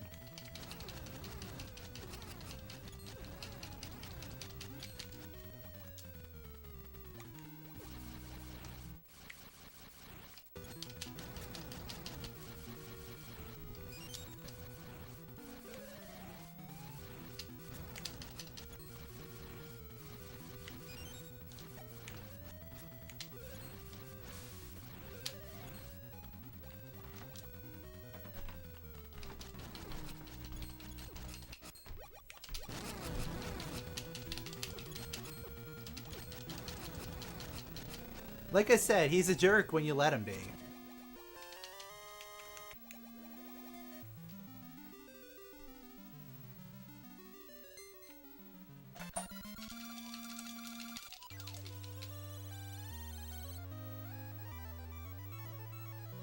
So yeah, let's go fill up on seeds, go to Ambi's, get the Tune of Ages, and then we're gonna go to Dungeon 7.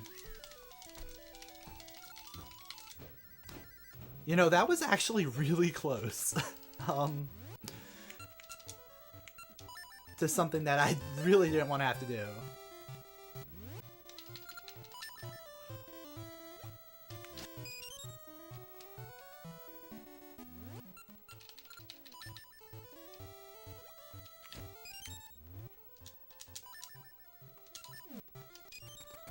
Like, if I had used my potion there, we would be doing RNG manips.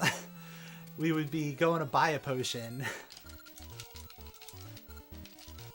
Yeah. That would be fun. But thankfully we're not doing that. We saved our potion.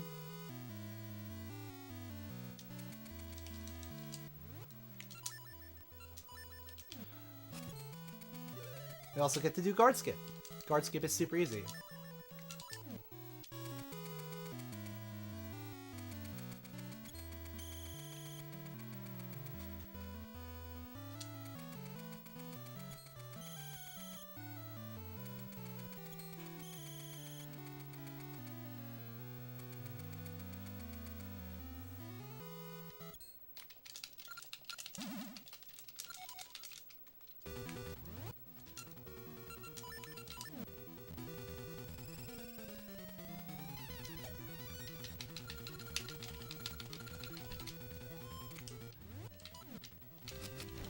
So this fight can either be really easy or really awful, depending on the number of warps that we get. So far we're at 1.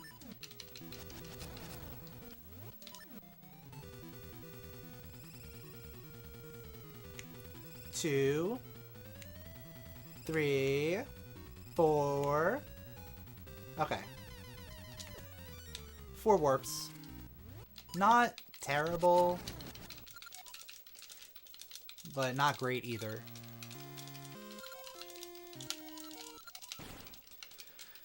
So now we got a big long cutscene. We're gonna get the Tune of Ages, and then we're gonna head over to Zora Village.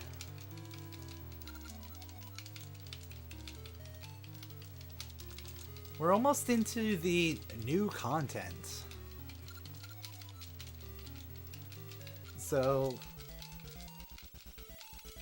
previously, in any percent, no D2 skip, this is basically the end of the run. After getting Tune of Ages, you go and you just do a wrong warp and you're at the final boss and you're done. But here, we got 2 more dungeons to do. Technically 3, if you count Black Tower. So we still got a little bit to go.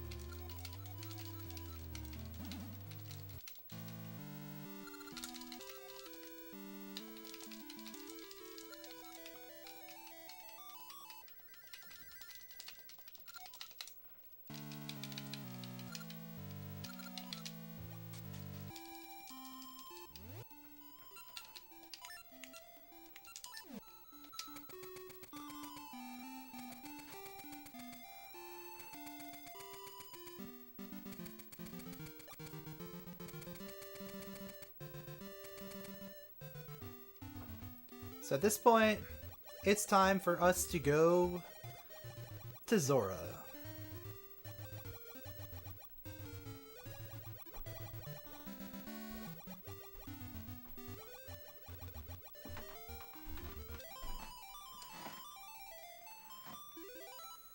So Tune of Ages allows you to go back and forth through time anywhere, regardless of what's going on.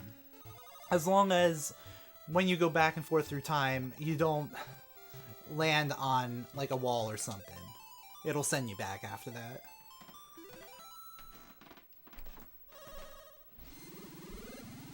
So we're going to be going back and forth through time. The gimmick with the Zora Seas is that the islands tend to shift over time. So some islands, they move around and allow passage in one time period, block passage in the other time period. You have to kind of maneuver your way through here.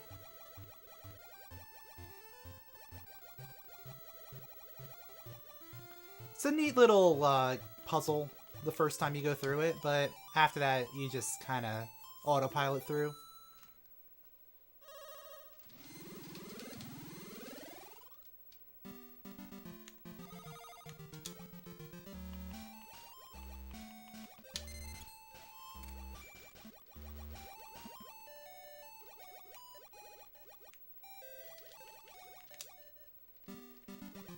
And here we are in the Zora Village. We have to go to the past because King Zora, he's sick. And if we don't cure him, he'll die. And we don't want that. Because King Zora is the only person that can grant us access to Jabu Jabu. And Jabu Jabu happens to be Dungeon 7. So we give him our magic potion. We give it to him in the past so that he's healed in the present. So now we're going to have to go back and talk to him in the present in order to continue on with our quest.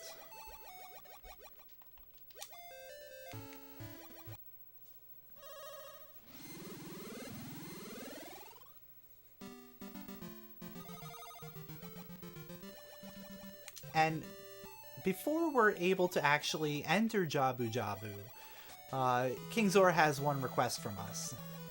And that is to try and cleanse the seas. There's a poison in the seas here, and he wants us to try and figure that out. So we're gonna have to go to the library to try and research what's going on and see if we can figure out a cure. Luckily for us, the cure is actually in the library.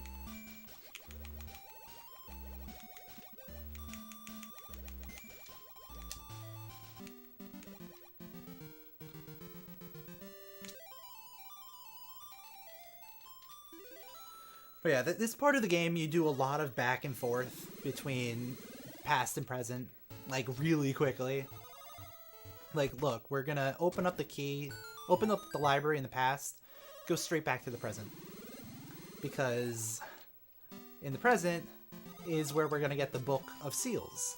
So the Book of Seals allows us to gain access to the item in the past.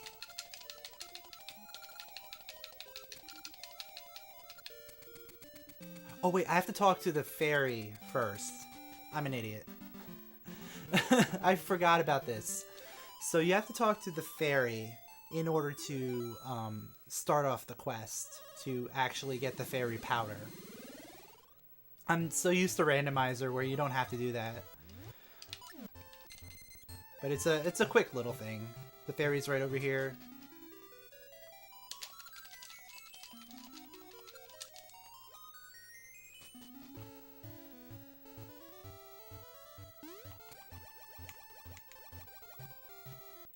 And that's all I have to do there.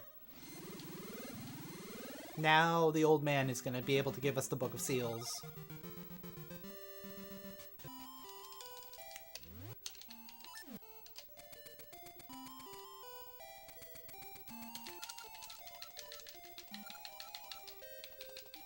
There we go.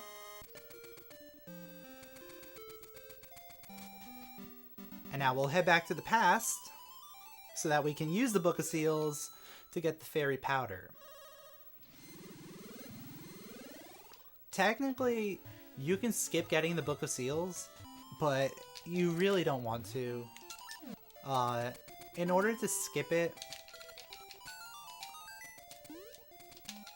you have to do this, like, really obnoxious thing. Are you kidding me?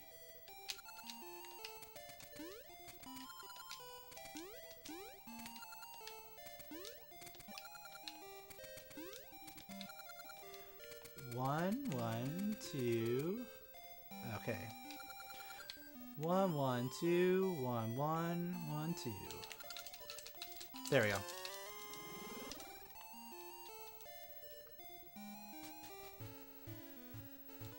So now we go and talk to the fairy. We're gonna fix her up. She's gonna clean the seas, and we're gonna be able to go into Jabu.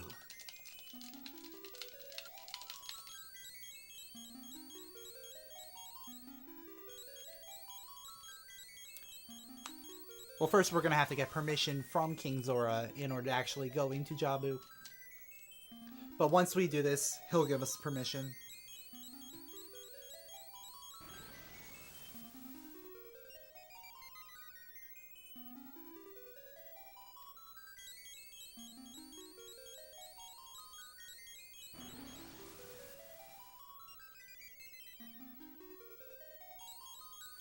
This is, I believe, the longest cutscene in the game. It's a very long one.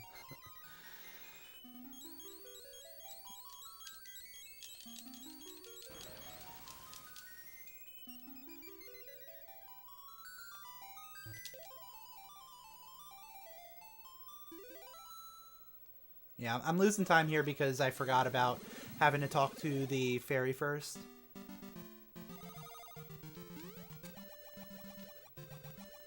But that's my bad. I haven't really thought about this run in a while, so remembering that little detail is one that escaped me. Alright, you make it now. Go see Jabu Jabu. That's what it says there. If you can't read Japanese.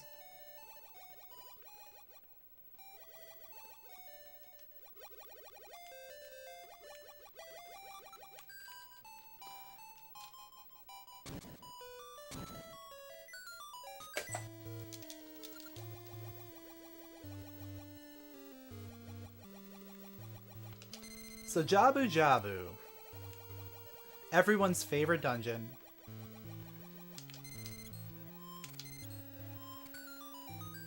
It's one of the most, like, interesting dungeons in Randomizer. But in this, in like a speedrun sense, it's really just pretty awful. So the way you have to route through this dungeon just sucks in vanilla.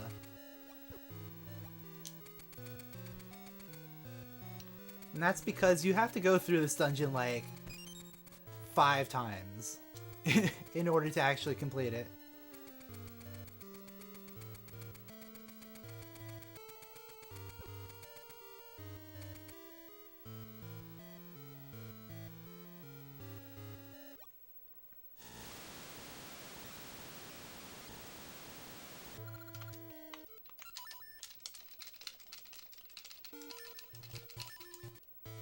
So the first things first is we lower the water level,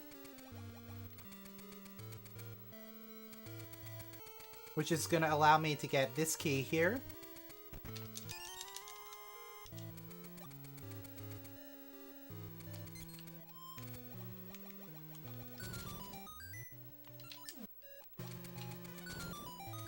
And allow me to get into this side of the level.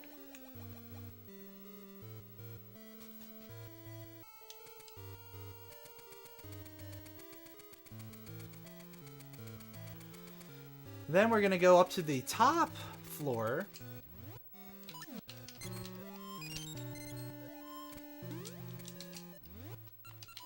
And we're gonna raise the water level back to normal.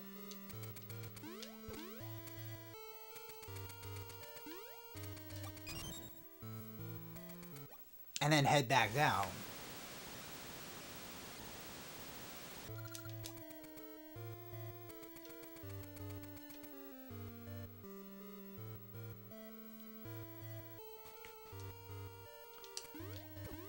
So now the water level is at the middle area. That's going to allow us to access both another key as well as the mini-boss.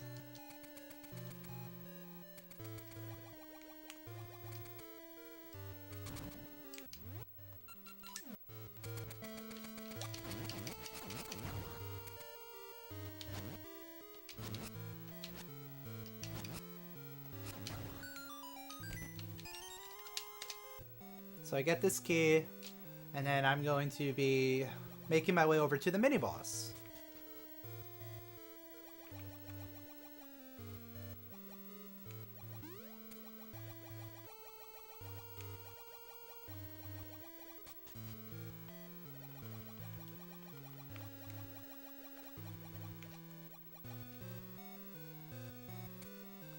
This mini-boss is pretty simple to fight.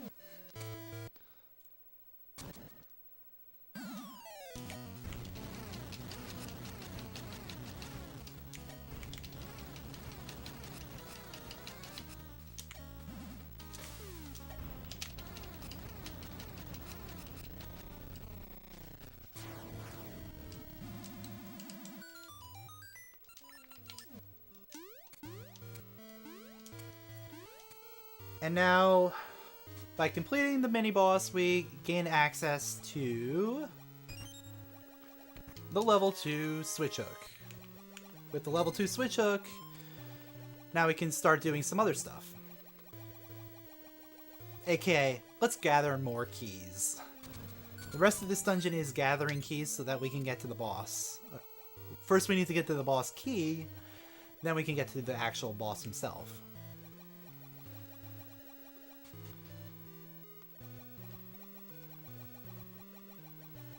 But in order to do that, we have to first get this key here, then we're gonna lower the water level, get another key, raise the water level all the way back up, get 2 more keys, and then we'll get our boss key. Like, this dungeon wouldn't be awful if you didn't need to get so many keys and have to go back and forth between the water levels so much.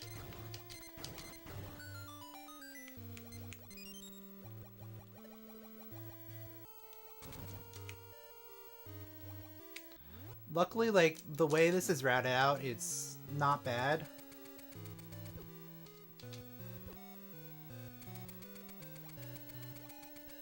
In terms of, like, going from a key to raising the water level, and so on and so forth. But it's still just very tedious.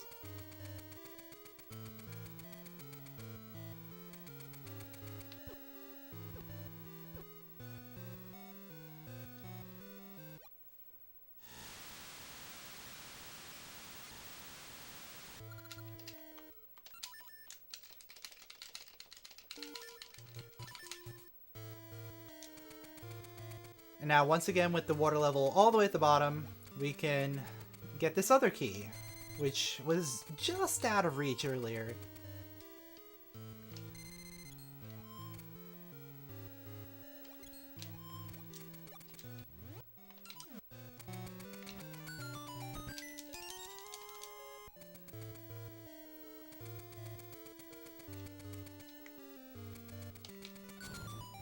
Some more keys. Allows us to go back up to the top floor. And now I'm going to be able to raise the water level all the way up. Which will, once again, allow me to get keys.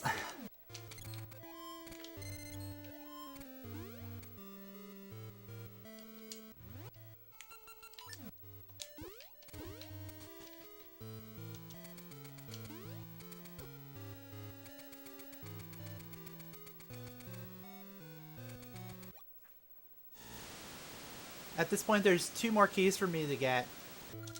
There's 1 more on the top floor, and then 1 all the way on the left side. In a very awkward spot.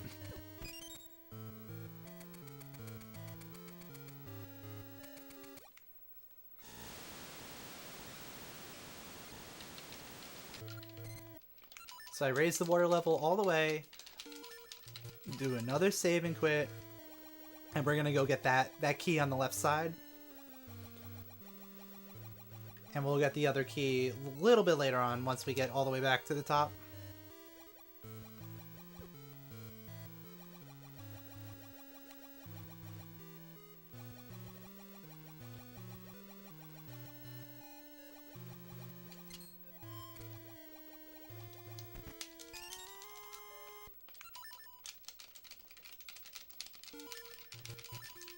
Alright, we're almost done. We just have to make our way to the top, get our last key, and get our boss key.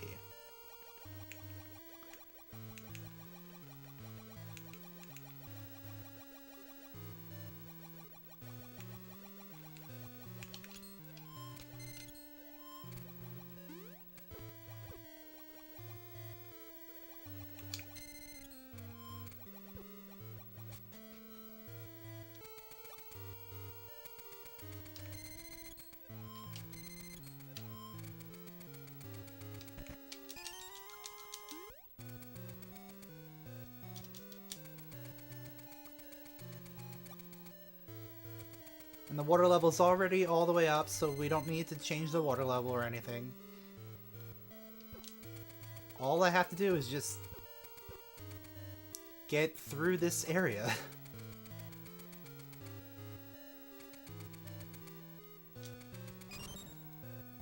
Did the stream die? No? I don't think so.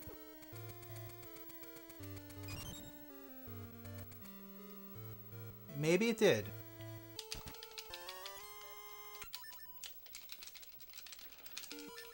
Oh yeah, I am dropping a ton of frames. Why am I dropping frames?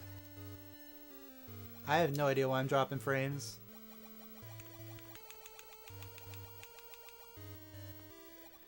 Yeah, stream is kind of dying right now. Don't know what's going on.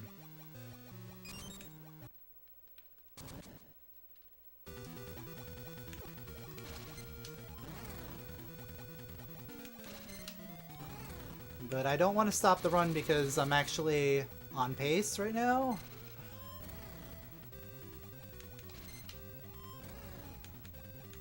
So we're just gonna have to deal with it for now.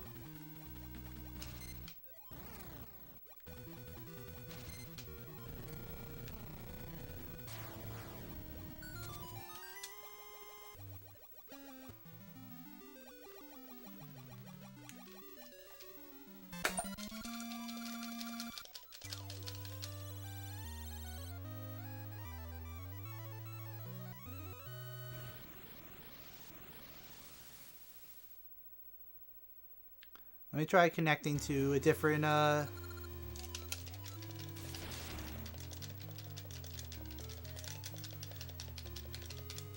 I'm trying to connect to a different, Wi-Fi, so let me see if that works.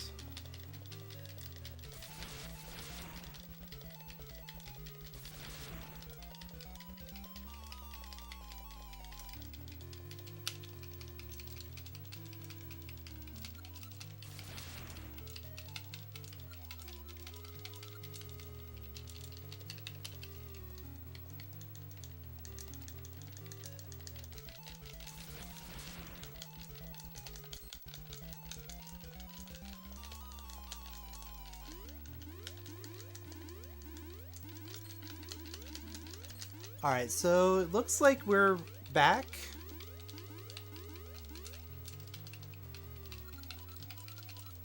We should be good now.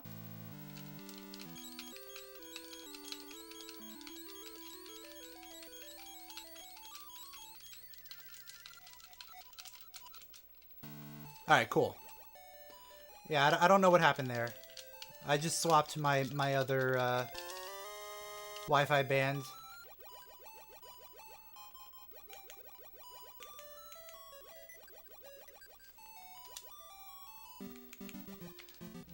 So right here, I'm going to be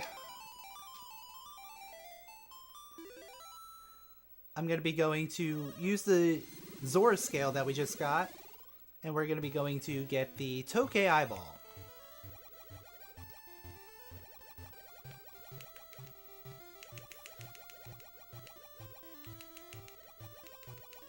Oh, you spent like 5 minutes trying to...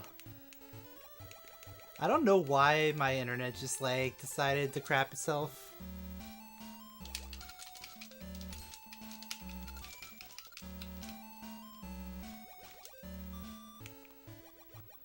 Luckily, my other Wi-Fi is working just fine.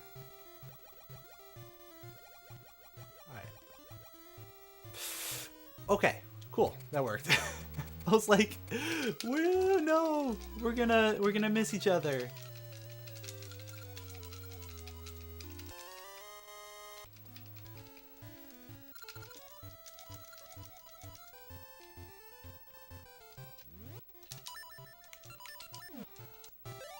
So I'm gonna fill up on Pegasus Seeds again. And we're gonna head back to town.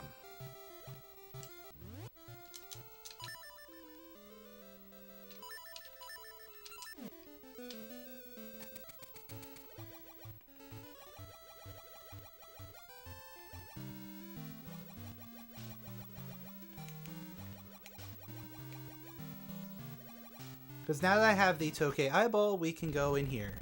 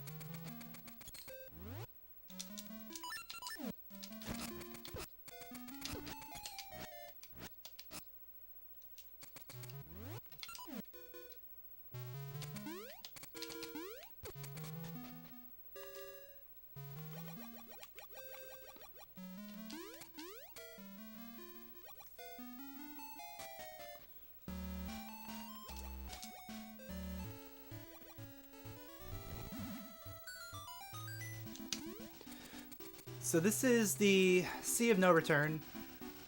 This has some really awesome music as well.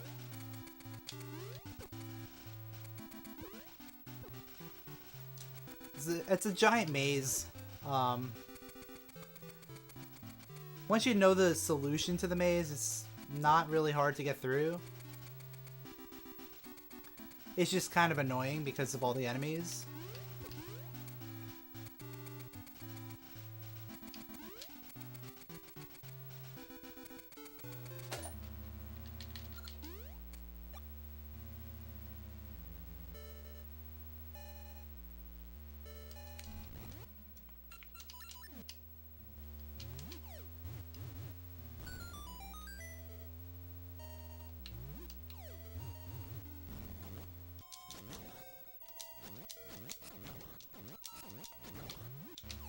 Now, Dungeon 8. Dungeon 8 is... It's an interesting dungeon, for sure. But it is a little bit of annoying. Mostly because of what you have to do. You have to, like... You have to go around and collect these ancient slates. And you have to, like, go through all these little trials in order to get them. And it's kind of annoying. Especially the water trial. The water trial is the one that most people dislike.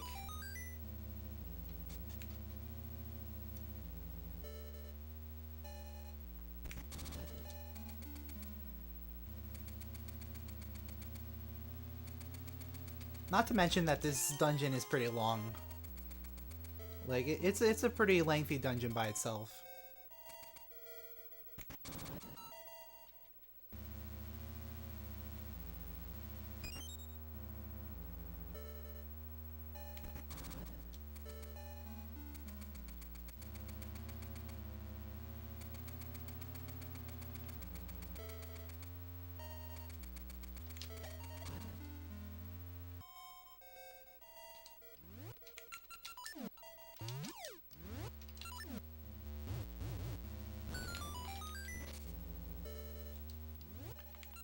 What is he doing in there?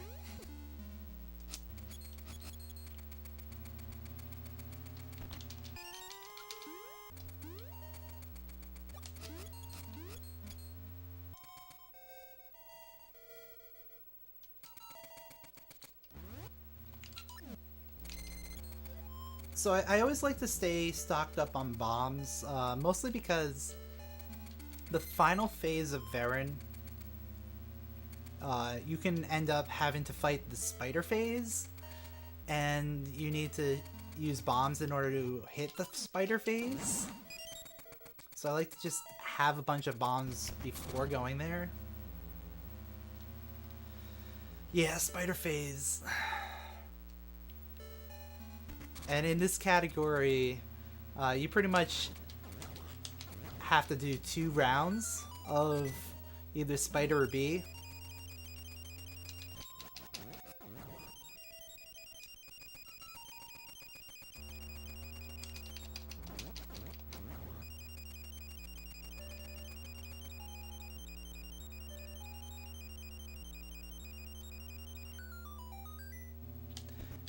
Yeah, the little plant in the middle can drop bombs, but it's not a guaranteed drop. You can sit there for like 5 minutes trying to farm bombs. It's not nearly as bad as Facade and his little spider guys, but it can be very annoying.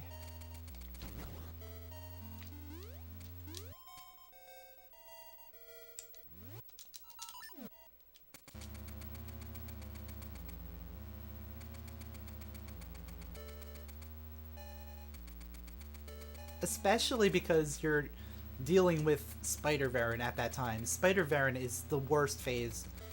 Like, she can get like super aggressive and just like ram you.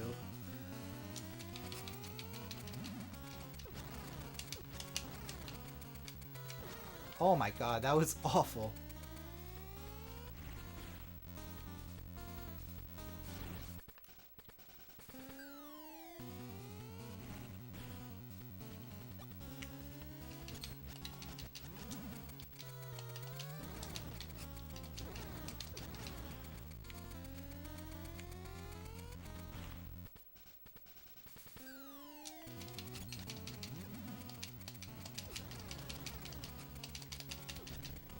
That was the worst fight I've ever had. That was just awful. But we're through. It's fine.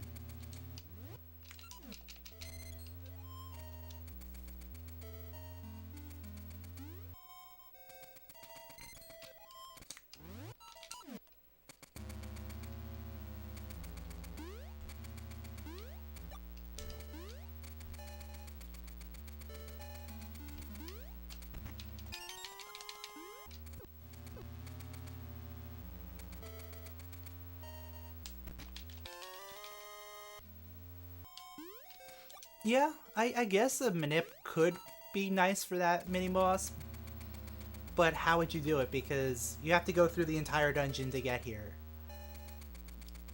In order, like, to manipulate the entire dungeon, that would be pretty crazy.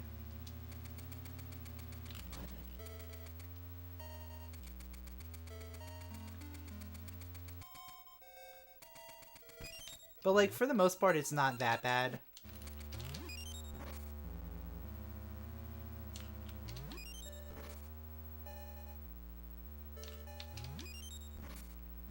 So I usually go up to 35 at this point. I think that's even too much to go up to. I really don't think I need 35. But it allows me to just spam seeds for the rest of the run.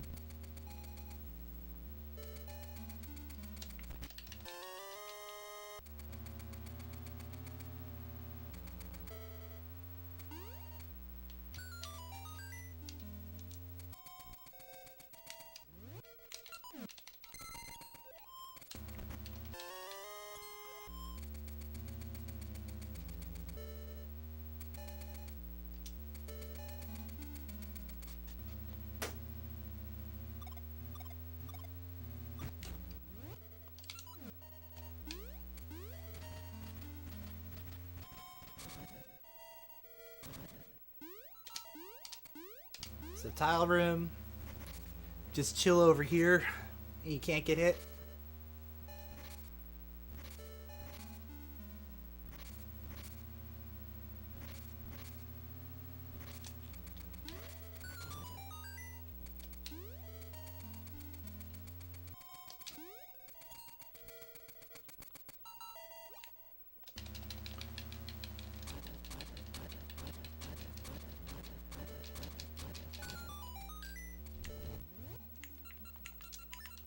Oh, another reason I get a bomb is for this.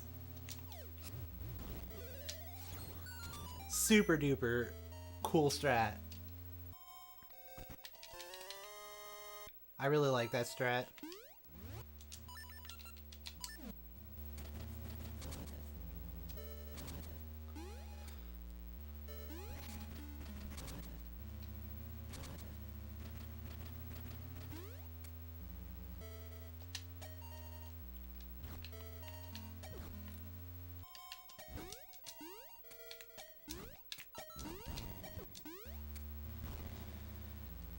This is one of the worst rooms in the game, followed by another one of the worst rooms in the game. Like, this part is just awful. Like, the water section is possibly the worst part of the dungeon.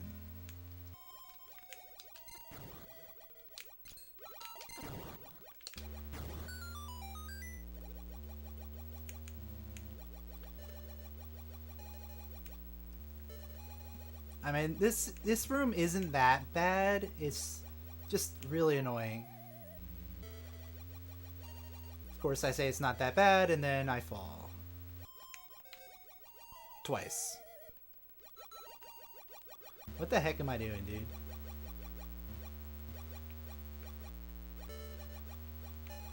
There we go.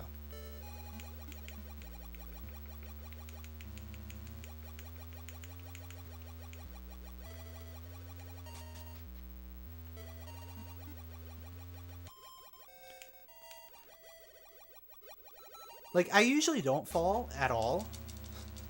That's why I say it's not that bad, but I had to open my mouth and That's what happens.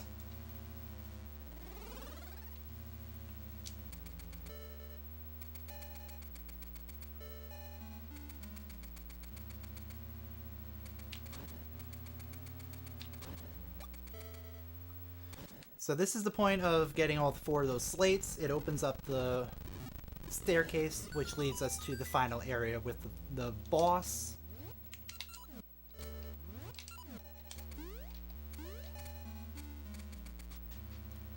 Yeah, this dungeon is pretty neat, aside from, like, the slate shenanigans.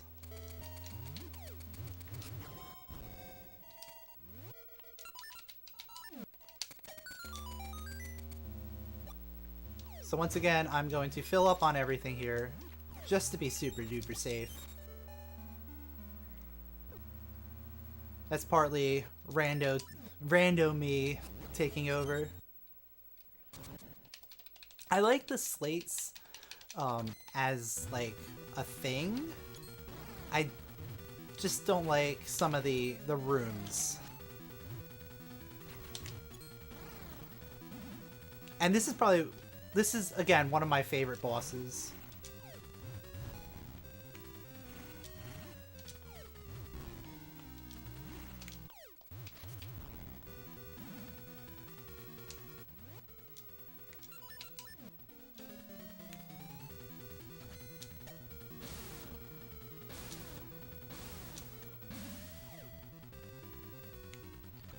Like having 4 different phases that you have to, like, figure out how to attack him and use different items. It's really cool and unique.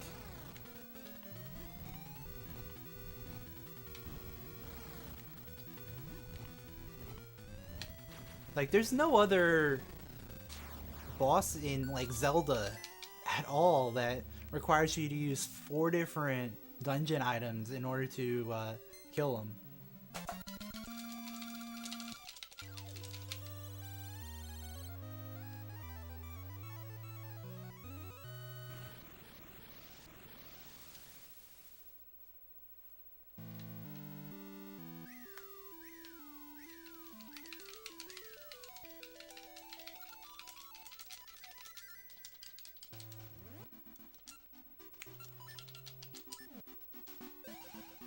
Of course, now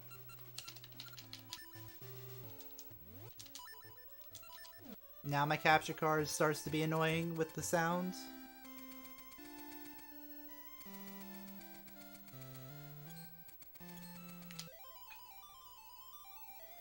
Like, we were doing good. We got all the way up to here before the sound decided to just cut out.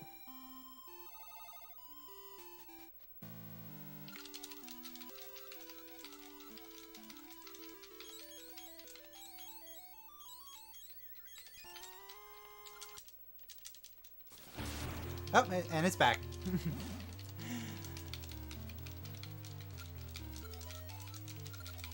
I think, like, it's probably certain sound triggers that are activating that, however it's doing it. I don't know.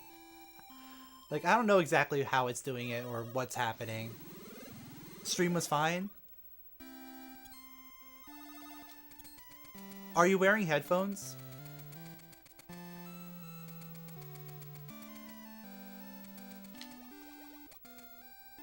Because I'm pretty sure if you're wearing headphones, the right side goes out.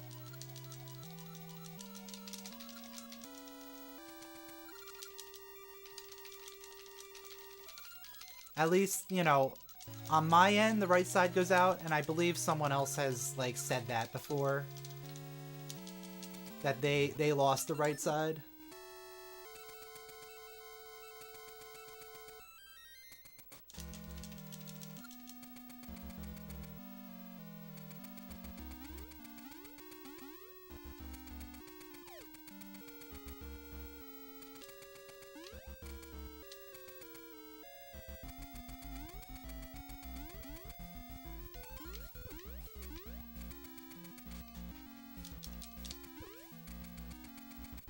So this is the Black Tower.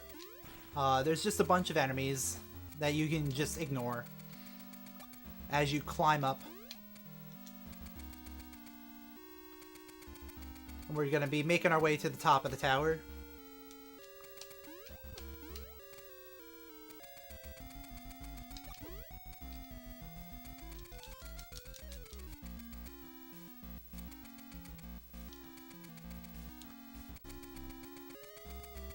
I think my split here is different. I think I'm normally split when I enter the tower, but I want to split when I go up here, I think. It makes more sense, I believe. Splitting once I use the Maku Seed. And enter Black Tower turret.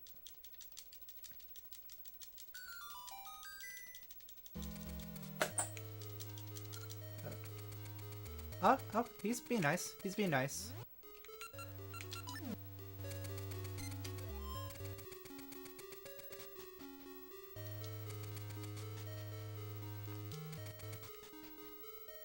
Yeah, I'm pretty good on Pegasus Seeds.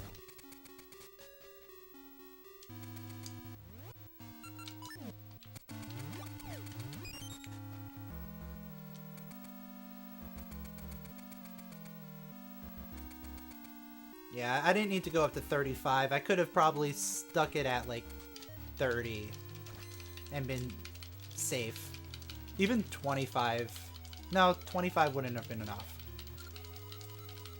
But yeah, 30 would have been good.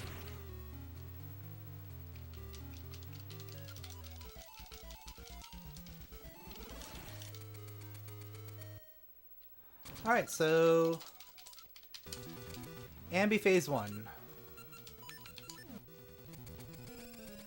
is the same thing as the Nehru fight, except this time she can summon spiders.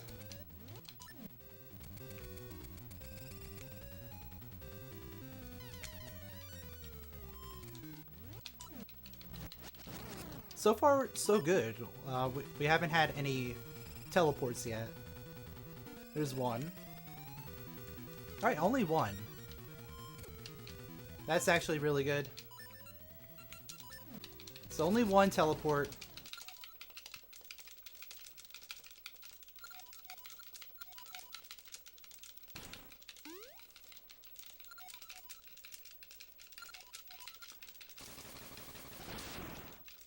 Alright, Phase 2.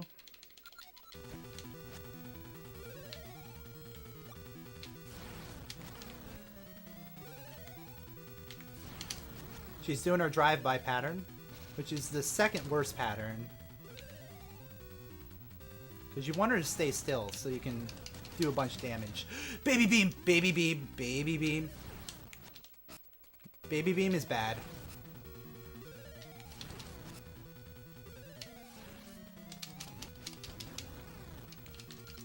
Alright. We're going into Phase 3. 6 hearts. We have Heart Ring on. As long as we don't get bodied by spiders, we should be okay, I think.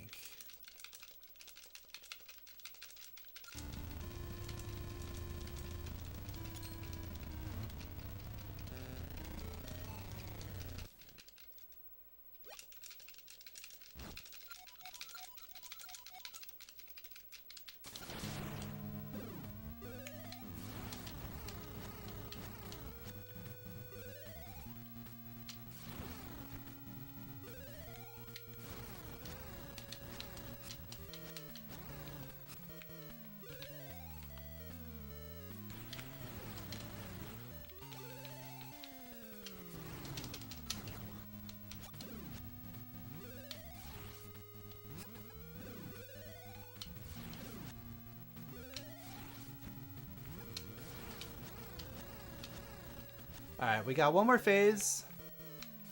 It's a spider.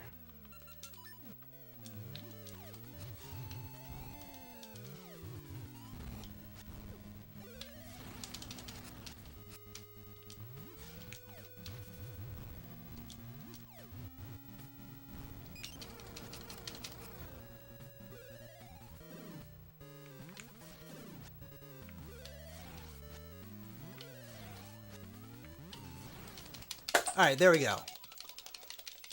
That was actually a really good fight. Despite getting a spider.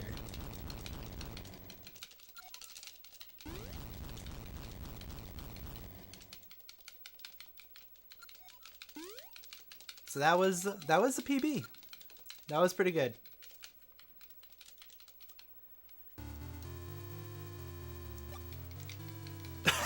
Wait, did I get did I get a heart refill during the cutscene here? I think I did. I heard the little beep of the heart refilling.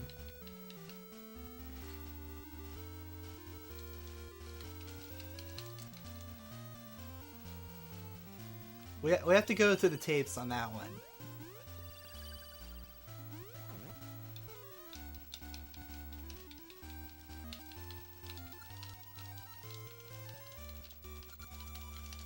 But yeah, for the most part, that was a pretty solid run. No major, like, mistakes, as far as I could tell. Environment Nip, actually. I didn't do Environment Nip properly. What else?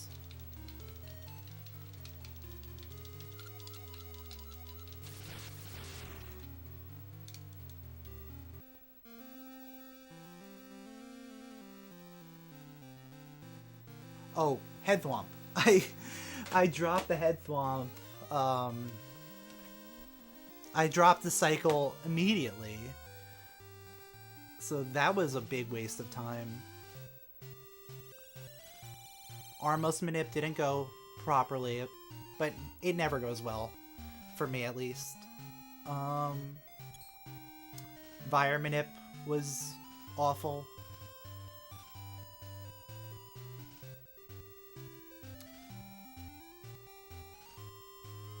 And then, of course, losing internet in Dungeon 7. But I have a local recording, so we should be fine. As long as that local recording didn't get split up.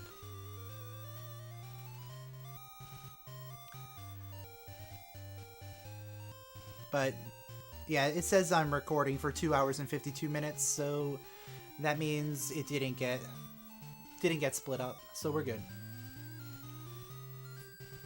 Thankfully, you know, OBS allows you to keep recording even if your internet drops. But yeah, all essences. It's a really fun run. You don't have to really be really good at, like, glitches and super hard skips to have a good time at this run. I think the world record is still at 239, which doesn't really seem that good. I can definitely beat that, for sure.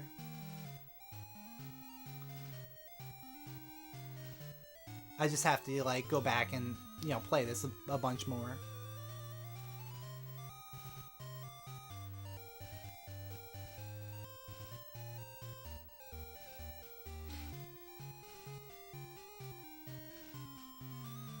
But yeah, I'm almost done with my Oracle of Ages runs for this week. So that was number 2. We still have one more in store before the big linked run on Saturday night. We've got, well, tomorrow night I'm taking a break from Oracles. We're going to be doing Throwback Thursday. We're going to be playing Rocket Robot on Wheels and DuckTales. And then, if I have time, I'm going to be going in and playing some Pokemon trading card game. It depends on how quickly I get through everything else. And then, Friday night, we're going to be doing some more Oracle of Ages. We're going to be doing D2 skip. And any percent with D2 skip. So that's gonna be a chore, but it'll be, I'm sure it'll be fine. HSS skip wasn't that bad. D2 skip shouldn't be that bad. But yeah, that's what's on store for the next couple of days.